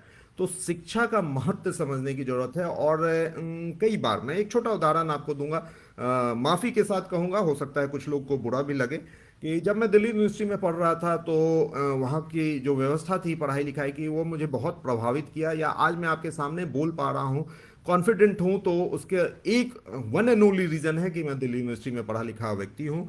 और जब वो माहौल को देख के मैं वापस 5-6 महीने बाद दुर्गा पूजा, मुझे याद है कि दुर्गा पूजा की छुट्टी के दौरान मैं आया था, और मैं गर्मी की छुट्टी या इस टाइप की छुट्टी में अक्सर मैं अपने गांव मुढ़ो आया करता था। तो मैं कुछ मधेपुरा में भी कुछ लोग थे जिनके जो बच्चे मुझे लगते थे हमारे हम उम्र उस समय जो थे कि ये भी लड़का अच्छा कर सकता है, अच्छे जगह पढ़ेगा, तो मैं उनके गार्जियन से जाके माता पिता से मिला कि चाचा जी ऐसा कीजिए कि इन बच्चों को भी दिल्ली यूनिवर्सिटी भेज दीजिए, काफ़ी अच्छा माहौल है, ये लोग अच्छे कर लेंगे। तो बहुत माफ़ी के साथ और दुख के साथ कहना पड़ रहा है कि जवाब आया कि अरे ओते तो बहुत कम मार्क्स आवे छे, ते रहते फिर भी पटाखा के नंबर खूब लाए थे तो बढ़िया रहते। मैं इतना दुखित हुआ कि ठीक है आप नंबर तो ले आएंगे लेकिन ज्ञान का क्या होगा। आप जब पढ़ेंगे ही नहीं, बिना पढ़ाई के ही अगर नंबर आ जाएगा जी तो फिर उसका कोई महत्व नहीं है। तो कहना यह है कि पढ़ाई के प्रति मार्क्स के प्रति नहीं है, कोई जरूरी नहीं है, हो सकता है मैं बहुत पढ़ा लेकिन मार्क्स नहीं आया, वो एक अलग चीज है। लेकिन अगर लेकिन आप नॉलेज शिक्षित, अगर हाँ, है जी। नॉलेज अगर आपके पास है तो वो हमेशा काम आएगा। और जो उसका बेस है वो स्कूल है। तो मुझे लगता है कि जो स्कूलिंग है उसकी समस्या जो है वो मेन एक समस्या मैं मानता हूं कि मधेपुरा में स्कूलिंग, अच्छे स्कूल की कमी है। नहीं, कुछ स्कूल खुले हैं जो बेहतर कर रहे हैं, लेकिन मुझे लगता है कि मधेपुरा जैसा जगह जो कि इतना कहीं के देश में कहीं भी जाएंगे आप तो मधेपुरा का नाम लेंगे तो लोग जानते हैं मधेपुरा को, हाँ मधेपुरा पॉलिटिकली ही जानते हैं। लेकिन जब वो आते हैं, खास करके मैं एक उदाहरण के तौर पे बोलूं कि चुनाव के वक्त जो देश के अलग अलग कोने से जो पत्रकार आते हैं और वो जब यहाँ देखते हैं इस तरह की बातों को लेकर के वो चिंता जताते हैं कि क्यों ऐसा है कि यहाँ पे स्कूल की कमी है अभी भी या अन्य कमियां। तो मुझे लगता है वो मेरा एक प्रायोरिटी है कि अच्छा स्कूल यहाँ इस्टेब्लिश हो। और एम्प्लॉयमेंट, मैं कोई ऐसा नहीं हूँ कि बहुत अधिक उम्र का एक व्यक्ति हूँ, मैं खुद यंग ही हूँ। और इसलिए यंग जनरेशन की क्या चिंता है, वो एम्प्लॉयमेंट है। और एम्प्लॉयमेंट को आप जब जब कहते हैं तो वो कोई जरूरी नहीं है कि सरकारी नौकरी ही हो, वो अपॉर्चुनिटी होती है। आप खुद का भी काम कर सकते हैं, आप कुछ ऐसा रोड मैप बनाएंगे जिससे कि रोजगार करने का मौका मिले। आप बिजनेस यहाँ पे ये कर सकते हैं ताकि 10 लोगों को रोजगार दे सके। लंबी लंबी बातें या ये कर दूंगा वो कर दूंगा वो मेरे फितरत में है नहीं। निश्चित रूप से इतना जरूर कह सकता हूँ, इन तमाम जितने कमेंट बॉक्स में लोगों ने जी कहा है उसके आधार पे, कि मौका मिलेगा तो कुछ पॉजिटिव करूंगा, नेगेटिव नहीं करूंगा। और कुछ अलग करूंगा, क्योंकि नाम उन्हीं का होता है जो कुछ अलग कर जाते हैं, समान काम करने वाले तो बस करके निकल जाते हैं। देखिए, विवेक बिट्टू जी की अगली टिप्पणी है, ये सदर अस्पताल अस्पताल के बारे में अभी कह रहे थे और ये कह रहे हैं कि डॉक्टर का नाम है खुशबू कुमारी, सहरसा की रहने वाली है। पेशेंट को धमकी भी बहुत देते हैं। सदर अस्पताल के सीएस साहब चुप्पी साधे हुए हैं। खास करके बहुत स्थिति खराब है सदर अस्पताल का। अगर देखना हो तो रात में जाइए, सच्चाई का पता चल जाएगा। निखिल बाबू, आप इस बात को सरकार तक नहीं, पहुंचाइए। मैं इस पे एक बात कहना चाहूंगा। देखिए, मैं आग्रह करना चाहूंगा, इस तरह की कोई भी समस्या हो रिटन फॉर्म में जब तक आप नहीं देंगे, क्योंकि आप जब आवेदन देते हैं तभी उस आवेदन के आधार पे हम अपनी बात को कह सकते हैं। मौखिक चीजों के को आधार मान करके चीजों को आगे नहीं बढ़ाया जा सकता है। तो निश्चित रूप से आप मुझसे मिले या किसी भी व्यक्ति से मिले जो आपको लगता हो कि ये चीजों को पहुंचा सकता है, या फिर आपको लगता है मैं पहुंचा सकता हूं, तो मैं मधेपुरा में उपलब्ध हूं। आप रिटर्न फॉर्म में देंगे, मैं निश्चित रूप से उसे जगह पे पहुंचाऊंगा और उस आधार पे निश्चित रूप से आपको सुनिश्चित करता हूं कि कार्रवाई होगी। जी, तब तक के लिए विवेक बिट्टू जी, हम आपकी बात को पहुंचा रहे हैं, चूंकि सदर अस्पताल मधेपुरा के कई अधिकारी, हमारी जो बात हुई है, जो कि लाइव सेशन को देखते हैं, और उनसे हम ये आग्रह करते हैं कि इनकी बात पर ध्यान दें और पेशेंट को धमकाने या बाकी जो बातें हैं अपने स्तर से देखें। और ऐसी जरूर। समस्याएं नहीं होनी चाहिए किसी भी सरकारी अस्पताल में या प्राइवेट में भी नहीं होनी चाहिए। पूरे लोकतांत्रिक भारत देश में इस तरह की नहीं समस्या नहीं होनी चाहिए। अगर मेरे साथ होगा तो मुझे भी परेशानी जी होगी और बिल्कुल, मुझे भी पसंद बिल्कुल नहीं आएगा। बिल्कुल। निश्चित रूप से अगर ऐसी बात है तो जरूर देखा जाएगा। विशाल जी टिप्पणी कर रहे हैं, और विशाल जी की टिप्पणी हम आपकी तरफ से हमें लगता है कि हमें अंदाजा हो गया था, हमने वो चीज़ पहले ही चर्चा कर ली। ये लिख रहे हैं, मधेपुरा मेडिकल कॉलेज के बारे में भी कुछ बोलिए भाई साहब। मेडिकल कॉलेज की स्थिति सदर अस्पताल से भी बदतर है। इस पर अभी जस्ट कुछ देर पहले अगर आप जाएंगे लाइव में तो हम लोग इस पर चर्चा कर चुके हैं, ये बातें मैंने उठाई थी। विवेक बिट्टू जी कह रहे हैं मेडिकल कॉलेज तो बन गया लेकिन मुखड़ा नाम से जाना जाता है, वेंटिलेटर चला रहा है, टेक्नीशियन डॉक्टर का था पता नहीं है, यह सब ध्यान दीजिए। बिल्कुल, वहाँ ढेर सारे विवेक जी, अभाव है। तमाम जो चीजें आप लिख रहे हैं इस विषय पे मैंने बात को रखा है। आप अगर थोड़ा पीछे जाएंगे तो निश्चित रूप से आपको वो जवाब भी दिखेगा, और सिर्फ वो मौखिक जवाब नहीं है, उस पर कार्रवाई भी होगी। देखिए, कुंदन कुमार जी की टिप्पणी है, मधेपुरा के विकास के लिए हमेशा आपको तत्पर रहना चाहिए क्योंकि सरकार से सीधा संपर्क है आपका। इसके साथ ही मोहम्मद अदालत जी की टिप्पणी है, जब हमारे गांव से 10-20 आदमी कुछ बात लेकर गए थे तो सर मिले भी नहीं। हो सकता है मैं उपलब्ध नहीं होऊंगा तो आप नहीं मिले होंगे, ये लाजमी है कि आप ये कह सकते हैं। लेकिन ऐसा कभी नहीं हुआ है कि मेरे दरवाजे पे कोई आया हो और मैं वहाँ उपलब्ध हूँ तो वहाँ नहीं मिला हूँ। ऐसा अगर किसी के साथ हुआ है तो अगर जाने अनजाने में हुआ तो मैं सार्वजनिक रूप से माफ़ी मांगता हूँ। लेकिन आप निश्चिंत रहिए, मेरे घर के दरवाजे पे अगर जिस व्यक्ति ने भी मेरा घर देखा है तो आप शाम के समय आएंगे, दिन के समय आएंगे, गाड़ियां बाहर लगी रहती है, व्यक्ति आते हैं। जिनको जहां तक होता है, मैं जो भी हो सकता है, जो मेरी छोटी सी अपनी कहिए कि सूझबूझ है उसके तहत मैं जो काम कर पाता हूं उसके तहत मैं जरूर कोशिश करता हूं। मैं फिर से माफ़ी मांगता हूं अगर ऐसा हुआ है कि आप आए, हो सकता है कि जो बाहर कोई व्यक्ति हो वो कुछ कह गया हो, तो उसके लिए मैं माफ़ी मांगता हूं। आप आए, निश्चित रूप से आगे आपको ऐसी कोई बात नहीं होगी। जी। टिप्पणियां लगातार आ रही हैं, टिप्पणियां बंद होने का नाम नहीं ले रही हैं, और हमारा समय भी चूंकि काफी हो रहा है। विशाल जी की हम टिप्पणी लेते हैं, लिखते हैं, मधेपुरा की जनता करे पुकार, अब की बार मधेपुरा विधानसभा से निखिल कुमार मंडल जिंदाबाद। ये आपको कह रहे हैं। हम एक अंतिम सवाल लेते हैं निखिल जी जी। से, काफी देर इतना समय हम इनका ले रहे हैं, और चूंकि ये जनता के लिए है, ये लाइव आप लोगों के लिए है, और चूंकि मधेपुरा से लाइव है और मधेपुरा के लोगों के लिए लाइव है, मधेपुरा से ये नेता है, तो इनसे उम्मीदें बिल्कुल लोगों को रहनी चाहिए, इसलिए थोड़ा सा ज़्यादा भी हम इन्हें बैठा ले रहे हैं। और एक अंतिम सवाल आपसे ये कहना चाहेंगे कि आप क्या कहना चाहेंगे अपने कार्यकर्ताओं को, मधेपुरा के लोगों को, हमारे मधेपुरा टाइम्स के माध्यम से?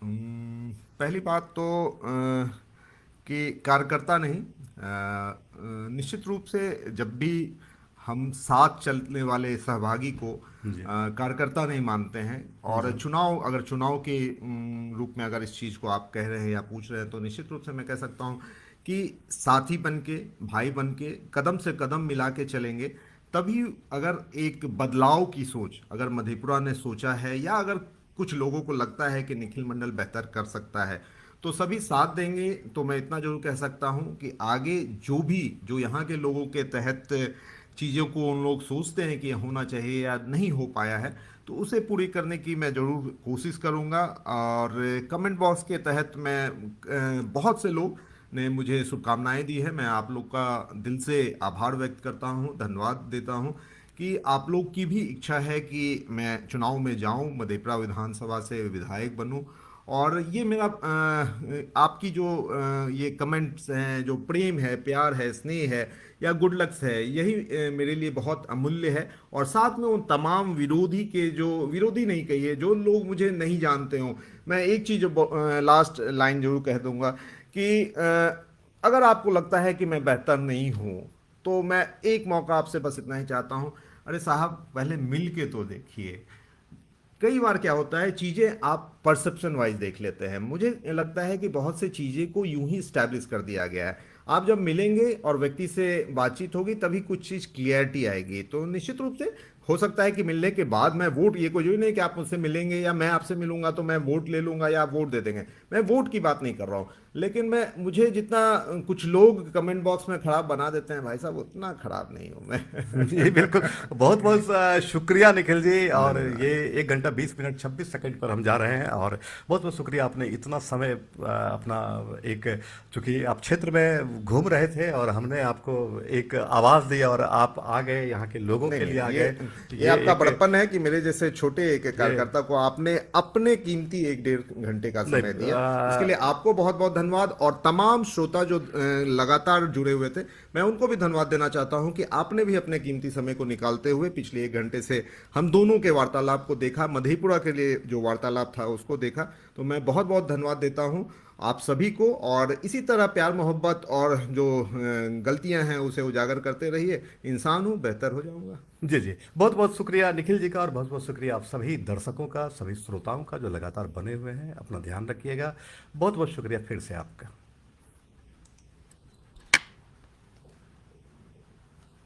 उठिए।